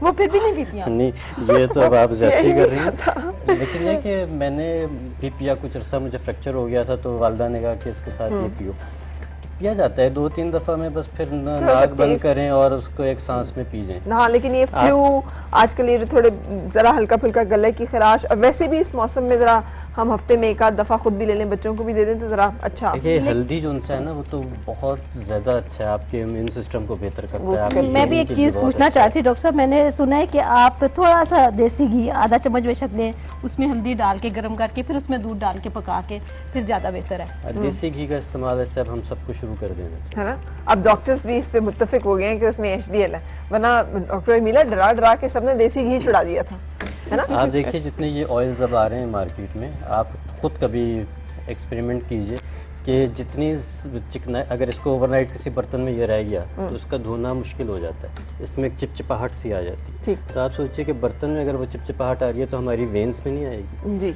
ठीक। ठीक है, ड्रेन जो उनसे बंद हो रहे हैं किचन के, वो ज़्यादातर हाँ, ऑयल की वजह से बंद हो रहे हैं। अब तो हम देसी घी नहीं ना यूज डॉक्टर साहब, करते। एक बहुत बुरी सी मुझे खबर पता चली थी कि ये रिसाइकल होता है, ये जो ऑयल जब जाता है रिसाइकल होता है, ब्लीच होता है, इसके तो काफ़ी हाइड्रोजनाइज्ड होता है, क्या तो क्या वाह, कुछ तो वाह। नहीं होता इसके अच्छा, साथ फिर प्रोसेसिंग। इसमें मैंने थोड़ा सा अदरक डाला है और अभी मैं सूखी मेथी डालूंगी, वो जरा अभी मैं सूखी बैठ के मेथी निकालती जिसे हूँ। कसूरी मेथी कसूरी कहते हैं? मेथी जिसका अच्छा। कसूर उसका यही है कि वो सूख जाती है। सही, बिल्कुल सही। और अब इसके बाद इसको इसके आप बाद चीज देखिए, डाल अब देंगे। चीज मैं डालू, फिर आपके लिए मैंने एक बड़ी मजे की चीज बना के रखी थी, कहाँ गई? क्या है वो? अच्छा, चलिए, ये आपको रखी। नहीं- ये रखी। चीज और अंगूर। हाँ, मैंने आपको सही। अच्छा, ये कॉटेज चीज भी घर में बना जी, सकते 1 किलो हैं। दूध से मैंने बनाई है फ्राई, इतनी बनी है। मैं अभी इसको बंद कर दिया था क्योंकि छींटे बोल 1 किलो खालिस दूध लें, हाँ जी उसमें आप नींबू निचोड़ दें। जी बिल्कुल, और ताज़ा उसको जैसे पका लें। उबलने लगे उसमें आप लीमू 2 से 3 लीमू निचोड़ें, क्योंकि छोटे साइज के अगर लीमू होंगे तो वो इतना अच्छा। ये मैंने ये बना ली थी, इसको मैंने सेट कर लिया था और फिर इसकी कटिंग की है अभी सुबह।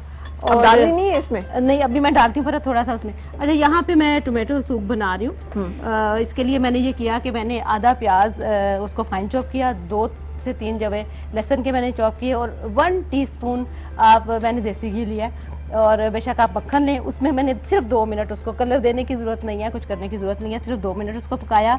उसमें मैंने तकरीबन 1.5 पाव के करीब टमाटर डाले, 5 से 6 टमाटर थे, 4 कप मैंने पानी डाला और उसको पका के 2 से 3 मिनट मैंने इसको ब्लेंड करके, तो ये अब मैं इसके अंदर जो बाकी चीज़ें डालनी है वो मैं इसमें डाल अच्छा, दूँ। जब हम रेस्टोरेंट्स वगैरह पे जाके पीते हैं वहाँ पे तो टोमेटो सूप जरा लाल रंग का होता है। जी फिर अभी मैं इसको लाल करती अच्छा, आप लाल करेंगी? अच्छा, मैं इसमें नमक नहीं डाल रही हूँ क्योंकि इसमें हम इस्तेमाल करेंगे चिकन क्यूब, तो वो फिर उसकी वजह से काफ़ी नमक हो जाता है। ठीक है। जब आप ये इस्तेमाल करें तो फिर बिल्कुल टेस्ट के बगैर मत डालें नमक, ठीक है? सही, ठीक। अच्छा, यहाँ पे और क्या आप करने लगे? अब ये एक बना रहे हैं हम पपीते से, अच्छा, पपीता और नाशपाती। नाशपाती और पपीता दोनों बहुत अच्छे एक्सफोलिएंट्स भी हैं और इसमें कच्चा या पक्का पपीता? पक्का हो तो ज़्यादा बेहतर है, कच्चा भी यूज़ किया जा सकता है, लेकिन ये कि पक्का बेहतर है। कौन कह सकता है जरा एक गो में कच्चा पपीता, पक्का पपीता, कच्चा पपीता? इनको दे देना माइक। बोलिए, कितनी दफा बोल सकती हैं? कच्चा पपीता पक्का पपीता, कच्चा पपीता पक्का पपीता, कच्चा पपीता पक्का पपीता, कच्चा पपीता पक्का पपीता, कच्चा पपीता पक्का पपीता, कच्चा अच्छा, कोई पपीता चैलेंज कर सकता है इनको इनसे ज्यादा तेज? उनको दे पीछे माइक, पक्का पपीता। उनको दे पीछे माइक जी। कच्चा पपीता पक्का पपीता, कच्चा पपीता पक्का पपीता, कच्चा पपीता पक्का पपीता, कच्चा पपीता पक्का पपीता, कच्चा पपीता ये पक्का सही है। लाइए जनाब, कप शप का एक जो गिफ्ट है वो मैं आपको दूंगी, ठीक है? वैसे कितना का प्रैक्टिस करती रहती हूँ कच्चा पपीता, पक्का कभी पपीता? प्रैक्टिस नहीं की है, वैसे ही बंदा बोल लेते हैं। वैसे ही बोल लेता है। अच्छा, इस्तेमाल कितना करते हैं कच्चा पपीता? कितना हम खाने पीने में यूज करते हैं? मुझे टेस्ट आप लोग करते हैं?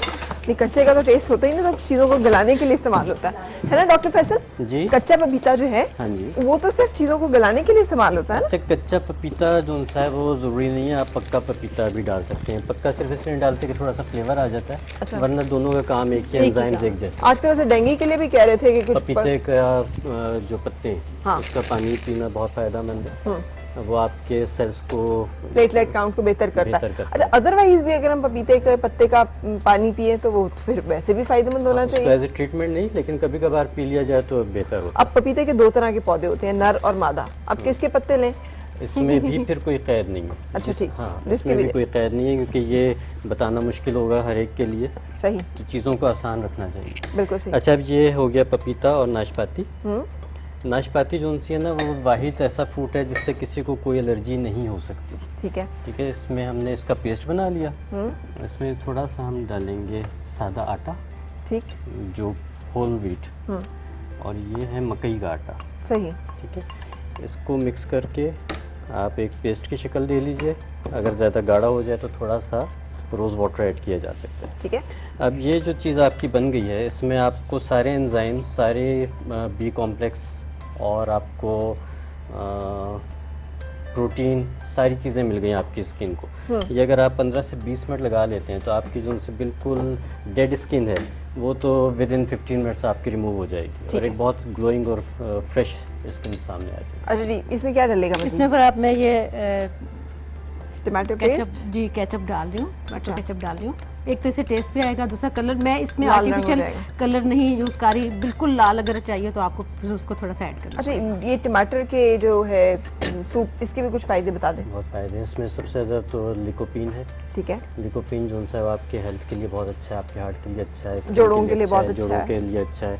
और टमाटर का जो लिकोपीन है वो कच्चे टमाटर से ज़्यादा पक्के टमाटर में फ़ायदेमंद है। अच्छा, ठीक है। तो टमाटर जब भी इस्तेमाल करें उसको थोड़ा सा या तो बॉईल कर लें या हल्का सा उसको पका के इस्तेमाल करें। ठीक, ठीक। अच्छा, और ये आपने तलत पूरे टमाटर के छिलके उतार छिलके कर समेत उनको, उतारा है। छिलके समेत? हाँ जी, मैंने छिलके छिलके समेत तो कर लिया नज़र था। नहीं अगर आ रहे। चाहें, मैंने चूंकि ब्लेंड किया फ्राइज को, इसलिए वो ठीक है। ब्लेंडर में छिलके पानी के साथ डालकर उबलने के लिए रख दिए। जी। जब वो उबल गया उसे अच्छी तरह आपने ब्लेंड कर ब्लेंड कर लिया। लिया। ब्लेंड करने के बाद उसे पकाया। पकाने के बाद अब आपके सामने टमाटो केचप डाला है, जी, उसमें बिल्कुल। काली मिर्च डाली है, उसमें थोड़ा सा सोया आपने सॉस में डालूंगी, सोया सॉस डाला है, नमक, नमक मैंने अभी नहीं डाला, अभी मैं इसको टेस्ट क्योंकि कर अगर आप चिकन पाउडर ऐड करेंगे या फिर वो चिकन क्यूब करेंगे चिकन तो- क्यूब करेंगे। अच्छा, सही। इसमें एक बस ये अब थोड़ा सा पकेगा ताकि थोड़ा सा गाढ़ा हो जाए। ये भी तकरीबन पक गई है। इन दोनों चीज़ों में मैं थोड़ी सी क्रीम ऐड करूंगी। 2 टेबलस्पून। अब मलाई जो ताज़ा होती है वो भी ले सकते हैं। तो ये तो मैं एंड में इसमें क्रीम डालूंगी, लेकिन इसमें मैं अभी 2 टेबलस्पून अभी डाल देती हूँ। ठीक है। इसको और बस फिर मिक्स इसमें हम करके चीज़ डाल जी, देंगे? चीज़ डाल देंगे। और सूखी ये मेथी बिल्कुल भी तैयार आपने है। इसमें डाल डाल दिया फरा, मैंने इसको बिल्कुल डाल दिया, ठीक मैंने है। मौके से फायदा। तो ये सर्व करने के लिए तैयार। अब हम और भी कुछ आपको मास्क बताने जा रहे हैं डॉक्टर मीरा। इसके अलावा बालों के लिए भी कुछ चीज़ें ऐसी हैं जो बालों, जैसे बायोटिन कहा जाता है। बायोटिन क्या चीज़ है और इसका सोर्स, नेचुरल सोर्स भी कोई हो सकता है? बायोटिन को विटामिन एच भी कहा जाता है। ये बालों के लिए बहुत एक ज़रूरी समझा जाता है विटामिन, और इसकी कमी की वजह से सर के बाल बहुत तेज़ी से गिरने लग जाते हैं। अब जो नेचुरल सोर्सेज हैं फना, वो तो जो सारे के सारे हमने फ्रूट्स और वेजिटेबल्स बताए हैं, इनमें हर एक में थोड़ी थोड़ी मिकदार में पाया जाता है। कोई एक स्पेसिफिक फ्रूट या कोई एक स्पेसिफिक वेजिटेबल नहीं है कि हम उसका एक सोर्स बता दें। लेकिन बायोटिन की टैबलेट्स अवेलेबल है मार्केट में, जो कि प्योर बायोटिन उसमें आती है। इसके अलावा बायोटिन के बहुत से हेयर टॉनिक्स अवेलेबल हैं, जो कि आप अगर पूरी लाइफ पे यूज़ करते हैं तो उसका कोई नुकसान नहीं है, वो कोई दवाइयाँ नहीं है सच। और बायोटिन के लेवल्स का कोई वो नहीं होता कि इसका लेवल आपका टॉक्सिक लेवल आ गया या ज्यादती की वजह से बाल गिरने लगे, क्योंकि विटामिन ए के साथ एक ऐसा विटामिन है, विटामिन ए की अगर उसकी ज्यादती हो जाए तो उससे बाल गिरने लग जाते हैं। तो उसके साथ थोड़ा केयरफुल रहना पड़ता है, क्योंकि कई दफ़ा हम लोग विटामिन ए खिला रहे होते हैं लोगों को एक्नी के ट्रीटमेंट के लिए, उसके बाल गिर जाते हैं लोगों के, काफ़ी ज़्यादा हेयर फॉल शुरू हो जाता है। तो ये सेलेनियम, क्रोमियम और बायोटिन ये एक ऐसी चीज़ है कि ये खुराक में बहुत कम मिकदार में मिलती है, बहुत माइन्यूट सी क्वांटिटी होती है, लेकिन अगर आप हेयर टॉनिक्स की फॉर्म में इसको यूज़ करें तो आप बेशक इसको बगैर किसी वक्त की कैद के मुताबिक आप इसको यूज़ कर सकते हैं। तो गोलियां ही खानी पड़ेंगी फिर, इसका मतलब नेचुरली नहीं किसी तरह से? नेचुरली तो ये है ना कि अगर आप आमंड्स ले रहे हैं, अब आप फ्रूट्स और आपकी एक बैलेंस डाइट है, तो इसका लेवल आपकी बॉडी में मेंटेन है, क्योंकि इसके बहुत हाई लेवल्स नहीं होते हैं बॉडी के अंदर भी, बहुत ही माइन्यूट क्वांटिटी में भी ये अपना काम दिखा जाते हैं। ठीक है, लेकिन सेलेनियम है तो सेलेनियम झींगे में अच्छी मिकदार में पाया जाता है। बिल्कुल, अगर हम जितना भी सी फूड है उसके अंदर ये चीजें बहुत अच्छी क्वांटिटी में मिल जाती है, क्योंकि ये मिनरल्स हैं। ठीक है, इसीलिए बंगाल में बाल बहुत अच्छे होते हैं, क्योंकि सी फूड बहुत ज्यादा वहाँ इस्तेमाल किया जाता है, मछली और इस तरह की चीजें, है ना? जी बिल्कुल। अच्छा, बायोटिन का एक और भी काम है कि बायोटिन की कमी की वजह से जो आपके नेल्स हैं ये ब्रिटल हो जाते हैं, और इनकी जो शाइन है वो ख़त्म हो जाती है। ठीक है, तो इसका अगर आप नेचुरल सोर्स में जाएं तो एक आजकल मार्केट में अवेलेबल है, यीस्ट की एक फॉर्म है, न्यूट्रिशनल यीस्ट कहते हैं उसको। ठीक है, खमीर है, लेकिन एक तो ये रेजिंग खमीर होता है, एक न्यूट्रिशनल यीस्ट है। न्यूट्रिशनल यीस्ट जो सा है वो आप 1 टेबल स्पून एक पानी में घोल के या दूध में घोल के पी लें तो आपको बायोटिन की, जिंक की, सेलेनियम की, इन सब चीज़ों बी कॉम्प्लेक्स पूरा उसमें आ जाता है। ये कहाँ से मिलेगा? B7 अच्छे डिपार्टमेंटल स्टोर से मिल जाता है। और किस नाम से मिलेगा? Nutritional yeast. न्यूट्रिशनल यीस्ट के नाम से। चले जी, यहाँ पे रुकेंगे, ब्रेक लेंगे, ब्रेक के बाद जब वापस आएंगे हमारा टोमेटो सूप भी तैयार और सर्व कर देंगे हम इसे, और कुछ और आपको जो मास्क बताने हैं और कुछ और प्रोडक्ट्स बतानी है स्किन पे अप्लाई करने वाली, और डॉक्टर मीला की बातें, सब कुछ, लेकिन ब्रेक के बाद।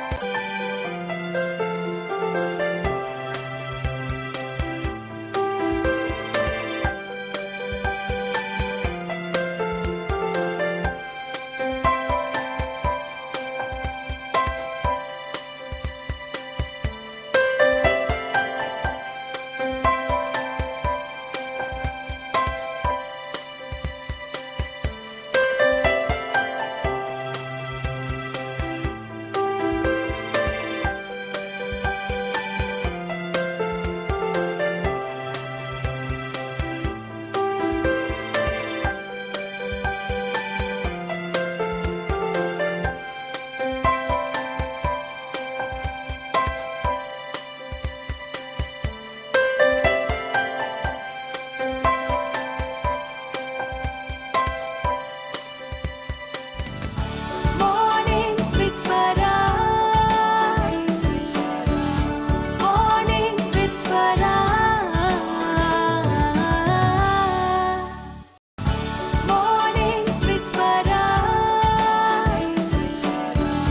Morning with Farah. खुशामदीद जनाब, आज हम बात कर रहे हैं हुस्न, खूबसूरती, क्या क्या चीज़ें कैसे करने की है। डॉक्टर मीला मेरे साथ हैं, डर्मेटोलॉजिस्ट, डॉक्टर फैसल मेरे साथ हैं, हर्बलिस्ट, तलत मेरे साथ हैं किचन में, जो कि रेसिपीज शेयर कर रही हैं, और डॉक्टर मीला आंखों के गिर्द हल्के, आपने सवाल पूछा था ये सही। आंखों के गिर्द हल्कों के लिए तो सबसे इम्पॉर्टेंट चीज़ ये है, पहले पता चलाया जाए कि रीज़न क्या है। जेनेटिक रीज़न है, बचपन से हल्के थे या ये बाद में डेवलप हुए हैं। नींद की कमी भी एक बहुत बड़ा रीज़न है, इसके अलावा खून की कमी एक बहुत बड़ा रीज़न है। ये तमाम चीज़ें जो है वो हल्कों का बनने का सबब बनती है। एजिंग भी एक रीज़न है, एज के साथ साथ भी थोड़ी सी लाइंस आने लग जाती हैं, डार्क होने लग जाता है, डेप्थ आने लग जाती है। अब इसका डर्मेटोलॉजिस्ट से अगर आप सोल्यूशन पूछोगे तो इन तमाम चीज़ों को पहले तो हम लोग हिस्ट्री में रूल आउट कर देते हैं, थोड़ा सा आपकी रूटीन के ऊपर फोकस करते हैं, डाइटरी जो कंपोनेंट्स है उसको फोकस करते हैं। उसके बाद ट्रीटमेंट्स की तरफ अगर आते हैं तो विटामिन के की क्रीम्स मिलती हैं जो बहुत अच्छी और इफ़ेक्टिव हैं। विटामिन के क्या करता है आपकी स्किन के अंदर जाके वो वहाँ से पिगमेंट्स को रिमूव करता है, जो पिगमेंट विद टाइम वहाँ पे एक्यूमुलेट होती जा रही होती है, तो सफाई हो जाती है, पूरा एरिया क्लीन आपको लगने लग जाएगा। इसके अलावा इंटरनली हम आपको खाने पीने की ऐसी चीज़ें देते हैं जो आपको डिटॉक्सिफाई करती हैं। आपको इंजेक्शन फॉर्म में भी दी जा सकती हैं वही वाले तमाम विटामिन जो आपको डिटॉक्स करेंगे आपके सिस्टम को। इसके अलावा हम वहाँ पर कुछ प्रोसीजर्स कर सकते हैं, जिस तरह हम आंख के गिर्द दवाई को डिलीवर कर सकते हैं विद हेल्प ऑफ मीजोथेरेपी। थोड़ी सी वहाँ पे मीजोथेरेपी करके छोटे छोटे प्रिक्स के साथ दवाई यहाँ पे टॉनिक्स या सीरम्स डाल दिए जाते हैं, वो सफाई कर देते हैं, स्किन की ग्लो ले आते हैं, फाइन लाइंस को इम्प्रूव कर देते हैं। कभी कभी टॉक्सिन भी यूज़ करना पड़ जाता है जिसको बोटॉक्स कहा जाता है, सांप से नहीं कटवाया जाता, एक छोटा सा हमारा एक ट्रीटमेंट है, उससे आंखों के गिर्द यहाँ पे लाइनें बहुत बेहतर हो जाती है, मतलब you start looking 10 years younger. Brow भी थोड़ी सी बेहतर हो जाती है, ब्राउ लिफ्ट हो जाती है। फिर हम फिलर्स लगाते हैं जिसमें वैरायटी ऑफ फिलर्स, जो पहले भी मैंने जिक्र किया कि एक ओल्ड फिलर्स थे और अब न्यू लेटेस्ट फिलर्स आ रहे हैं जो आपकी स्किन को रिजुविनेट भी साथ ही करते हैं। हम वो फिलर्स भी लगाते हैं क्योंकि हमें विद टाइम और जितनी सिवेरिटी है आपकी प्रॉब्लम की उसके हिसाब से करना पड़ता है। कुछ लोगों को खाली सीरम्स और लगाने वाली क्रीमों से फ़र्क पड़ जाता है, कुछ लोगों को मीजोथेरेपी से बहुत इम्पैक्ट मिल जाता है, और कभी कभी हमें फिलर्स एंड बोटॉक्स के ऊपर भी जाना पड़ता है। ठीक है। और बालों का जैसे हमने बात की थी, गिरते हुए बालों का, उसके एक तो बायोटिन खाना शुरू करें लेकर इस तरह की चीज़ें, आयरन भी खाएं, बायोटिन भी खाएं, ये तमाम चीज़ें, मल्टीविटामिन ज़रूर खाएं। और इसके अलावा हल्का सा अगर जो घर में लोग करते हैं हल्की सी ऑयलिंग कर लेना, उससे ये होता है कि हफ्ते में एक दफ़ा ऑयलिंग कर लेने से आपकी सर्कुलेशन अच्छी हो जाती है। मुझे ऑयल्स के बारे में इतना नॉलेज नहीं है कि ऑयल जाके आपकी रूट्स को क्या करता है, क्योंकि जितनी डर्मेटोलॉजी हमने पढ़ी उसमें ऑयल्स आपके डीप रूट्स तक पेनिट्रेट कर ही नहीं सकते हैं। अगर वो पेनिट्रेट करते हैं तो सिर्फ सुपरफिशियल आपकी जो कैरेटिनाइज्ड लेयर्स है सिर्फ उसमें थोड़ा बहुत पेनिट्रेशन होती है, तो आई डोंट थिंक सो कि वो आपकी रूट्स पे कुछ जाके उनका इम्पैक्ट है। उसके अंदर कुछ और अगर ऐसे चीज़ें मौजूद हैं जो न्यूट्रिएंट्स हैं वो तो पेनिट्रेट कर सकते हैं, लेकिन ऑयल इटसेल्फ नहीं जाता डीप टिश्यू के अंदर। लेकिन जहाँ तक बात है इसके अलावा ट्रीटमेंट्स क्या किए जा सकते हैं, तो हेयर टॉनिक्स ज़बरदस्त किस्म के मार्केट में अवेलेबल है।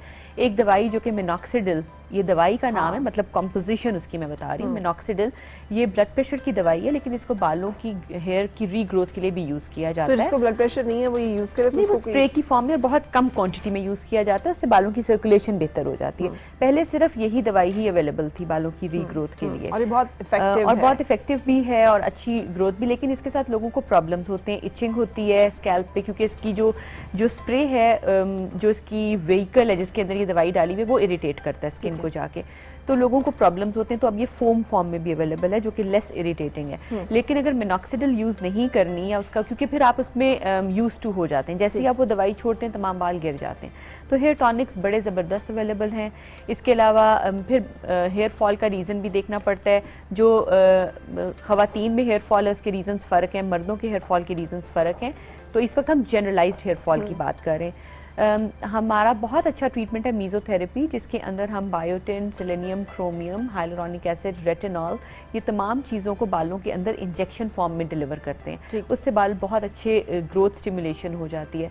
और जो क्लोज टू नेचर है वो प्लेटलेट्स के ज़रिए से, प्लेटलेट रिच प्लाज्मा, उसको भी हम लोग यूज़ करें बालों की ग्रोथ के लिए और हेयर स्टिमुलेशन के लिए, कि आपका अपना ब्लड लेके 10 cc, 20 cc, 25 cc आपका ब्लड लेके उसको हम एक खास तरीके से प्रोसेस करके उसमें से प्लेटलेट्स को निकाल लेते हैं और आपके बालों में इंजेक्ट करते हैं। ज़ाहिर है इंजेक्शन प्रोसेस है, थोड़ा बहुत डिस्कम्फर्ट होता है, but it's a very very effective treatment. बिल्कुल सही। अरे यही सारी सवाल आपसे अगर करें डॉक्टर फैसल कि आंखों के गिर्द हल्के हों तो उसमें आप क्या सजेस्ट करते हैं कि क्या करें? एक बात तो वो डॉक्टर साहब ने कर दी कि हेल्थ को पहले चेक करना चाहिए। अगर वैसे टिप्स के तौर पर बताऊँ तो एक टी बैग लीजिए, उसको आलू के रस में भिगो के फ्रीज़र में रख दीजिए। ठीक है कि वो ठंडा यख हो जाए, जमे ना लेकिन ठंडा हो जाए।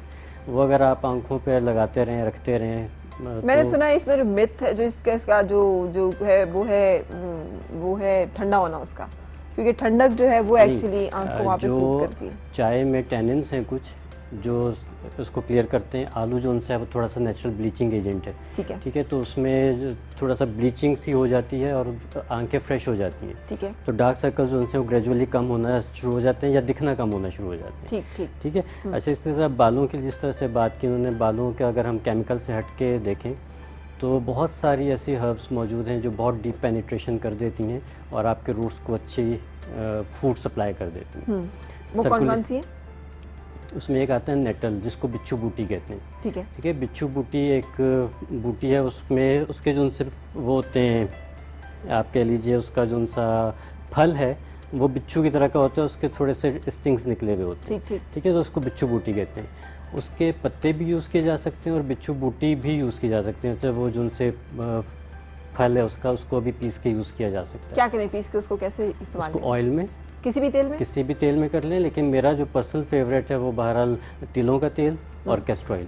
ठीक। इन दो का, अगर सिर्फ इन दो का कम्बिनेशन भी आप रख लें तो ये बहुत अच्छा है। बिल्कुल सही। अच्छा डॉक्टर फैसल, एक और जो हमने सुना है वो आमले, रीठे, सिकाकाई, आप लोगों का बड़ा फेवरेट जी, एक बिल्कुल, बिल्कुल। जो तरीका कि भिगो के रख दें और उससे सर धोएं, क्या फ़र्क पड़ता है उससे और आजकल के जो शैम्पूस हैं? और हमारे बाल इतने आदी हो चुके हैं कि अगर हम उससे धोएं तो बाल इतने खुरदरे, इतने बेरौनक, इतने बेजान, इतने खुश्क हो जाते हैं कि लगता है कि इससे फ़ायदा नहीं हुआ, नुकसान हुआ। अच्छा, इसमें मैं सजेस्ट करूँगा कि इसमें से थोड़ी सी असल में गलती हो जाती है कि हम सारी चीज़ें हम वज़न ले लेते हैं। अच्छा। ठीक है, रीठा भी, आंवला भी और सिकाकाई भी। सिकाकाई जो उनसा है वो बालों को थोड़ा खुश्क करता है। सही। आंवला जो उनसा है वो बालों को बहुत नरिश करता है, उसमें विटामिन सी वगैरह बहुत ज़्यादा है उसमें। और जो उनसा रीठा है वो बालों को क्लींस करता है, वो एज सच क्लींजिंग एजेंट है। उससे आप कपड़े भी धो सकते हैं, उससे आप बर्तन भी धो सकते हैं। अच्छा, सही। ठीक है ना, वो क्लींजिंग एजेंट है। बेस भी डाल सकते हैं, अगर एक्स्ट्रा बनाना चाहिए इसमें एक बेस नाम की चीज़ आती है, वो भी डाल सकते हैं। देखिए, बेस तो फिर वही केमिकल बेस्ड हो जाता है ना, इस वक्त हम बात कर रहे हैं सिर्फ नेचुरल की। ठीक। ठीक है, तो उसमें ये है कि आप सबसे ज़्यादा क्वांटिटी में रखिए आंवला, ठीक। उसके बाद रीठा। कितनी रेशो, कितना? फर्स्ट कीजिए कि अगर 100 ग्राम्स आपका आंवला है तो उसमें 50 ग्राम्स आपका हुआ रीठा और 25 ग्राम्स आपका शिकाकाई। ठीक है। ठीक है, इसको आप पीस के रख लें और इसका पाउडर बना के भी आप पेस्ट भी लगा सकते हैं अंडे में मिक्स करके। ठीक है। या अगर इससे आपने धोना है सर तो इसको रात को किसी लोहे के बर्तन में, लोहे के बर्तन लोहे में? के बर्तन, अच्छा। उसमें डाल दीजिए इन चीज़ों को, एक चमचा, उसको पानी से भर दीजिए सही। और उस पानी से फिर सर धोइए। वो लोहे के बर्तन में क्यों? उसका एक रिएक्शन होता है जिससे बाल डेफिनेटली जो उनसे ना अच्छे हो जाएंगे? ब्लैकनिंग की तरफ जाते हैं। अच्छा, सफ़ेद बाल भी सफ़ेद बाल काले? नहीं, सफ़ेद बाल नहीं, जो आपका नेचुरल कलर है वो आपका डार्कर साइड पे चला जाता है। बिल्कुल सही। सो जिन्होंने बाल रंगने हैं वो उनके लिए भी एक नेचुरल सही। अच्छा, सही है, तलत मैं दी- देखती हूँ अक्सर ना, हम लोग क्लिनजिंग भी करें। करते हैं सब कुछ, लेकिन एक मसाम से खुल जाते हैं, स्किन 2 टोन्स में होती है, जैसे कि आपका अपर लिप्स एरिया, चिन, ये हाँ, ब्लैक फर्क रंग आ जाते में हैं। आती ये है। सारी इसके लिए एजिंग की herbal में क्या निशानियां है? हैं, ये बढ़ती उम्र की निशानियां हैं, ये कि चेहरे वो के तो रंग है इस मैम, तरह वो से तो बदलते हैं। जाएंगे, लेकिन और थोड़ा ये सा सारी जो आप चीज़ें बता रही हैं ना, इनके लिए बाकायदा ट्रीटमेंट्स चाहिए, चाहे वो हर्बल हो चाहे वो केमिकल बेस्ड सही। हो। इसके लिए कोई एक टिप नहीं दी जा सकती कि लेकिन आप- हम देंगे अभी कि अगर इस तरह की 2 टोन्स या 3 टोन्स हो तो करना क्या है? अच्छा, चलिए दे देते ठीक है। हैं। अच्छा, अब बन क्या पर रहा है? ये मेरी माँ की रेसिपी थी और उनके बकौल एलोवेरा जो है उसको पका के खाना चाहिए, भी डॉक्टर बताएंगे कि पका के खाने में या ऐसे का। तो इसमें यह है कि कवार गंदल जिसको हम कहते हैं, एलोवेरा है, इसको मैंने जेल को इसके निकाल लिया और ये 1 कप मैंने तकरीबन ली है और इसको मैंने देसी घी में मैं फ्राई करने लगी हूँ। ठीक है। अच्छा, वैसे ये बहुत ज़बरदस्त पॉलीफिनॉल्स कहते हैं इसे, पॉलीफिनॉल्स, है ना, और ये बड़ा कमाल सोर्स है उसका। फाइटोन्यूट्रिएंट्स। हाँ, और ये ऐसे कमाल किस्म के इसमें कॉम्बिनेशन है कि जो बहुत कम नेचर में हमें ये मिलता है। जो कुछ मैजिकल हर्ब्स हैं उनमें से एलोवेरा भी है। ठीक है। और आजकल की ब्यूटी प्रोडक्ट्स में बड़ा और इसके एक और मैं बताऊं, शायद हो सकता है कि आप लोगों को इसके स्किन के ऊपर, बालों के ऊपर तो या जॉइंट पेन वगैरह में तो पता होगा, पेट के लिए पता होगा। इसका एक जो बड़ा ही इंटरेस्टिंग काम है वो आपके माउथ अल्सर्स को ये बड़ा अच्छा ख़त्म करता है। सही। दूसरा ये कि आपके जो उनसे दांतों के ऊपर प्लाक आ जाता है, हाँ। जो माउथ वॉश, महंगे माउथ वॉश हैं, अगर वो 3 दिन आप वो इस्तेमाल करें और मुकाबलतन 3 दिन ये इस्तेमाल करें तो सेम रिजल्ट आपको मिलेगा। सही। अरे उसके लिए आपने क्या किया था? मैंने कीमे में मैंने आधा किलो कीमा था, मैंने चिकन का ले लिया, आप कोई मटन का लें, मटन या चिकन, इन दोनों जैसे में हम से कीमा भूनते हैं, नहीं, भून मैंने लिया। ये किया था, इसमें कीमे में मैंने 2 टमाटर और प्याज चॉप करके डाला और इसको हल्की आंच पे मैंने पका लिया। ठीक बस है। अब ये इसमें थोड़ा सा मैंने घी डाला था, आज मैं देसी घी इस्तेमाल कर रही हूँ। अब मैं इसमें डाल रही हूँ अदरक कटा हुआ और हरी मिर्च, ठीक है। और नमक, मिर्च और हल्दी मैं डालूंगी इसमें। ठीक है। और ये डालकर, अच्छा, जैसे आप बना रही हैं, खास तौर पे हमारे बुजुर्ग जो जोड़ों की दर्द के लिए ये फरा। इस्तेमाल करते और थे। यकीन करें कि मैंने तो ये देखा कि अम्मी को कभी ऐसा कोई प्रॉब्लम नहीं हुआ, क्योंकि वो साल में 1 दफ़ा ये चीज़ जरूर खाती थी। और उमर लोग सर्दियों में इसे बना सर्दियों के में बना खाते हैं। और ये इसका हलवा भी बड़ा बनता है। अच्छा। और इसका एक चीज़ मैं बता दूं कि एलोवेरा आपने जो खाने के लिए इस्तेमाल करना है वो बड़े पत्ते वाला एक ही कलर का जो होता है, मतलब जो शेडेड होता है ना, जिसमें शेड होता है, ये गरम मसाला वगैरह जो मसाले आम आप अपनी मर्जी जैसे से कि कोई ये भी। वाला जो आपने रखा हाँ हुआ जी है। बिल्कुल। यार ये मैं वैसे दिखाने इतना के लिए- जानदार एलोवेरा आपको कहाँ से थोड़ा मिला? ये इसकी एज तकरीबन 2.5 साल 2 साल हो जाए तो फिर ये बड़े पत्ते इतने बड़े होते इतने हैं। बड़े होते हैं। लेकिन ये वाला वो है जो हम खा सकते हैं, ये ये कड़वा एलोवेरा नहीं तो है। किसी को मारने के काम भी आ सकता है। हाँ, कड़वा नहीं है हमारा। हाँ ये कड़वा बिल्कुल नहीं होगा। ये वाला नहीं कड़वा होगा, जिसमें निशान होते हैं डार्क और लाइट, वो थोड़ा कड़वा होता है खाने के लिए। मैं आजकल पूरा ½ टीस्पून खा रही हूँ। अच्छा, लेकिन कहते हैं कि वो वाला एलोवेरा जिसपे सफेद रंग के निशान होते हैं ज्यादा बेहतर है। ज़्यादा बेहतर है, उसकी मेडिसिनल वैल्यू उसकी ज्यादा है। सो अगर आपने इसको इस्तेमाल करना है ना फायदे के लिए, जी। तो फिर थोड़ी सी उसकी कड़वाहट बर्दाश्त कर लें, इसलिए कि वो बहुत इफेक्टिव है। उसकी जो कॉम्बिनेशन है वो बड़े जबरदस्त हैं इस वाले की निस्बत। ये भी बहुत अच्छा है और लेकिन इसी वो का ज्यादा एक अच्छा काम और हो सकता है कि आप इसको अच्छी तरह धोइए और इसको इसके ग्रीन पार्ट के साथ ही इसको ब्लेंडर में इसका जूस बना लें। वो- छिलके समेत? छिलके समेत। वो थोड़ा और तल्ख हो जाएगा, लेकिन ये तो इसके फायदे फिर वही और होगा ज़्यादा जो होंगे। मेरा जहाँ पे दूध इतनी हल्दी के साथ तलखियाँ होता है, हैं, उसको जहाँ भी पे सामने इतनी रख के तलखियाँ बैठे रहे देखते रहे, वाह फायदा हो क्या जाएगा। फायदा है इसमें। और फिर थोड़ी और अच्छा जी, ब्रेक के लिए रुक रहे हैं और ब्रेक के बाद फिर आपसे मुलाकात। जब वापस आएंगे तो तलत इनको फ्राई करके एलोवेरा को भुने में कीमे में डाल चुकी होंगी और हमारी ये रेसिपी जो है तैयार। आपको आइडिया देना था कि ये भी आप बना सकते हैं, खा सकते हैं, अपनी डाइट में से शामिल रख सकते हैं। Morning with Farah. Morning with Farah. Morning with Farah. Morning with Farah. खुश आमदीद और सुबह खैर। ये हम एक फेस मास्क बता रहे हैं जिसमें अमरूद के पत्ते काट के मैं डाल रही हूँ और डॉक्टर साहब जो हैं वो अमरूद डाल रहे हैं। और इसके साथ क्या डलेगा? इसमें अमरूद के पत्ते डल गए, अमरूद गया और इसमें थोड़ा सा माल्टे का जूस जाएगा। ठीक है। उसके साथ जाएगी चीनी, जो कि ग्लाइकोलिक एसिड है हमारी। अच्छा, ठीक है। इसको आप तो अगर चीनी लगाने के लिए अच्छी है, खाने के लिए बुरी है? चीनी लगाने के लिए बहुत अच्छी, चाहे वो ब्राउन शुगर हो चाहे ये रेगुलर शुगर हो, क्योंकि असल में ये गन्ने के रस से जो बनती है केन शुगर, वो बहुत फ़ायदेमंद है। बिल्कुल सही। तो इसमें सब कुछ डालकर हमने इसको कर लेना है ब्लेंड। ब्लेंड कर लेंगे, इसका एक पेस्ट बन जाएगा। ठीक है। जिसको आप चेहरे पे लगा के तकरीबन आधे घंटे के लिए बिल्कुल छोड़ ठीक दीजिए। ठीक। अच्छा जी, अब यहाँ पे क्या बन रहा है तलत जी? पर ये बस मैंने सब कुछ बना के रख दिया। एक मैंने सैलेड बनाया फ्राई, इसमें बीन्स है, रेड किडनी बीन्स, उसको बॉईल कर लिया, चने बॉईल कर लिए, जितना भी आपका सैलेड है, और खास तौर पे हरा प्याज वो मैंने उसमें मिक्स कर दिया, लीमू डाला, काली मिर्च डाली और नमक डाला बस। और ये सैलेड आपके लिए तैयार करके रखा है। एलोवेरा का छिलका कैसे आपने काटना है, बस ये थोड़ा सा मैंने बताना था। आप ऐसे पीस लें, उसको करें और बड़े आराम से तेज़ छुरी के साथ आप इसका एक साइड काट लें, फिर इसको पकड़ी रखें क्योंकि इसमें से ये निकलती है, जेल निकलती है और फिसलता है। और फिर इसको ये देखें, ये बड़े आराम से आपने इसको निकाल लिया। अच्छा, यहाँ पे आपने ये जो सूप बनने रखा है, जी हाँ, इसमें सबसे इम्पोर्टेंट चीज़ उनसे वो इसकी यखनी है। यखनी इस तरह बनानी है कि हड्डियाँ ले लीजिए, जो भी आपके घर में हड्डियाँ हैं, बड़े गोश्त की हो, छोटे गोश्त की हो, चिकन की हो, उसको आपने अगर आधा किलो हड्डियाँ हैं तो उसको तकरीबन आपने 4 से 8 लीटर पानी रख के और उसको तकरीबन 30 से 35 घंटे उसको हल्की आंच पे पकाना है। जब ये आपकी यखनी बन जाएगी, इसको बोन ब्रॉथ कहते हैं, तो ये इसमें बहुत अच्छी जो एक केमिकल निकलता है उसको कहते हैं ग्लूकोसामीन, ठीक है, जो आजकल जोड़ों के दर्द के लिए इंटरनेशनली मिल रहा है और उसके 3-3 हज़ार रुपए का कैप्सूल्स के जार्स मिलते हैं उसके। यानी हम हमारे जो पाए बनते हैं, हमारी जो Exactly, चीज़ें बनती हैं, उन बिल्कुल, सब में ये सारी चीज़ें होती हैं। सारी चीज़ें, लेकिन इस तरह नहीं कि घंटे 2 घंटे नहीं, इसको कम से कम 30 घंटे चाहिए पकने के लिए हड्डियों को। और बहुत अच्छा डेमी ग्लॉस जो होता है ना, एक सॉस होती है, वो भी इसी तरह से बनती है हड्डियों की। जो हम फेस वॉशेस यूज करते हैं, फेस वॉश पहले तो सोप यूज किया करते थे, अब ज्यादातर ट्रेंड ये हो गया कि लोग फेस वॉश यूज करते हैं। तो ये आप बताएं कि फेस वॉश ज्यादा मतलब अच्छे हैं हमारे लिए कि नेचुरल फेस वॉश बता दें कोई? हाँ जी, कोई Natural face wash नेचुरल आपको- फेस वॉश बता दें ऐसा। नेचुरल फेस वॉश आपको बता देता हूँ। आप सबसे आसान चीज़ आपको बताता हूँ जो घर में हर वक्त अवेलेबल होती है। सादा आटा ले लीजिए, उसमें बेसन हम वज़न मिला लीजिए, उसमें 1 चमची चीनी की बिल्कुल बारीक पीस के मिक्स करके इसको रख लीजिए। ठीक है, इसको जब भी आप टॉयलेट में जाएं मुंह धोने के लिए इसमें से थोड़ा सा पाउडर थैंक निकालिए। You so much. ब्रेक, हम अब इस वक्त इजाज़त ले रहे हैं। दुआ यही आपकी हर सुबह खुशगवार हो और हर खुशगवार सुबह का अंजाम बखैर हो। मुलाकात होगी इंशाल्लाह आपसे कल। Thank you doctor Harmila, doctor Faisal और तलत, आपका भी शुक्रिया। अपना ख्याल रखिएगा, मुझे इजाज़त दीजिए। अल्लाह हाफिज़।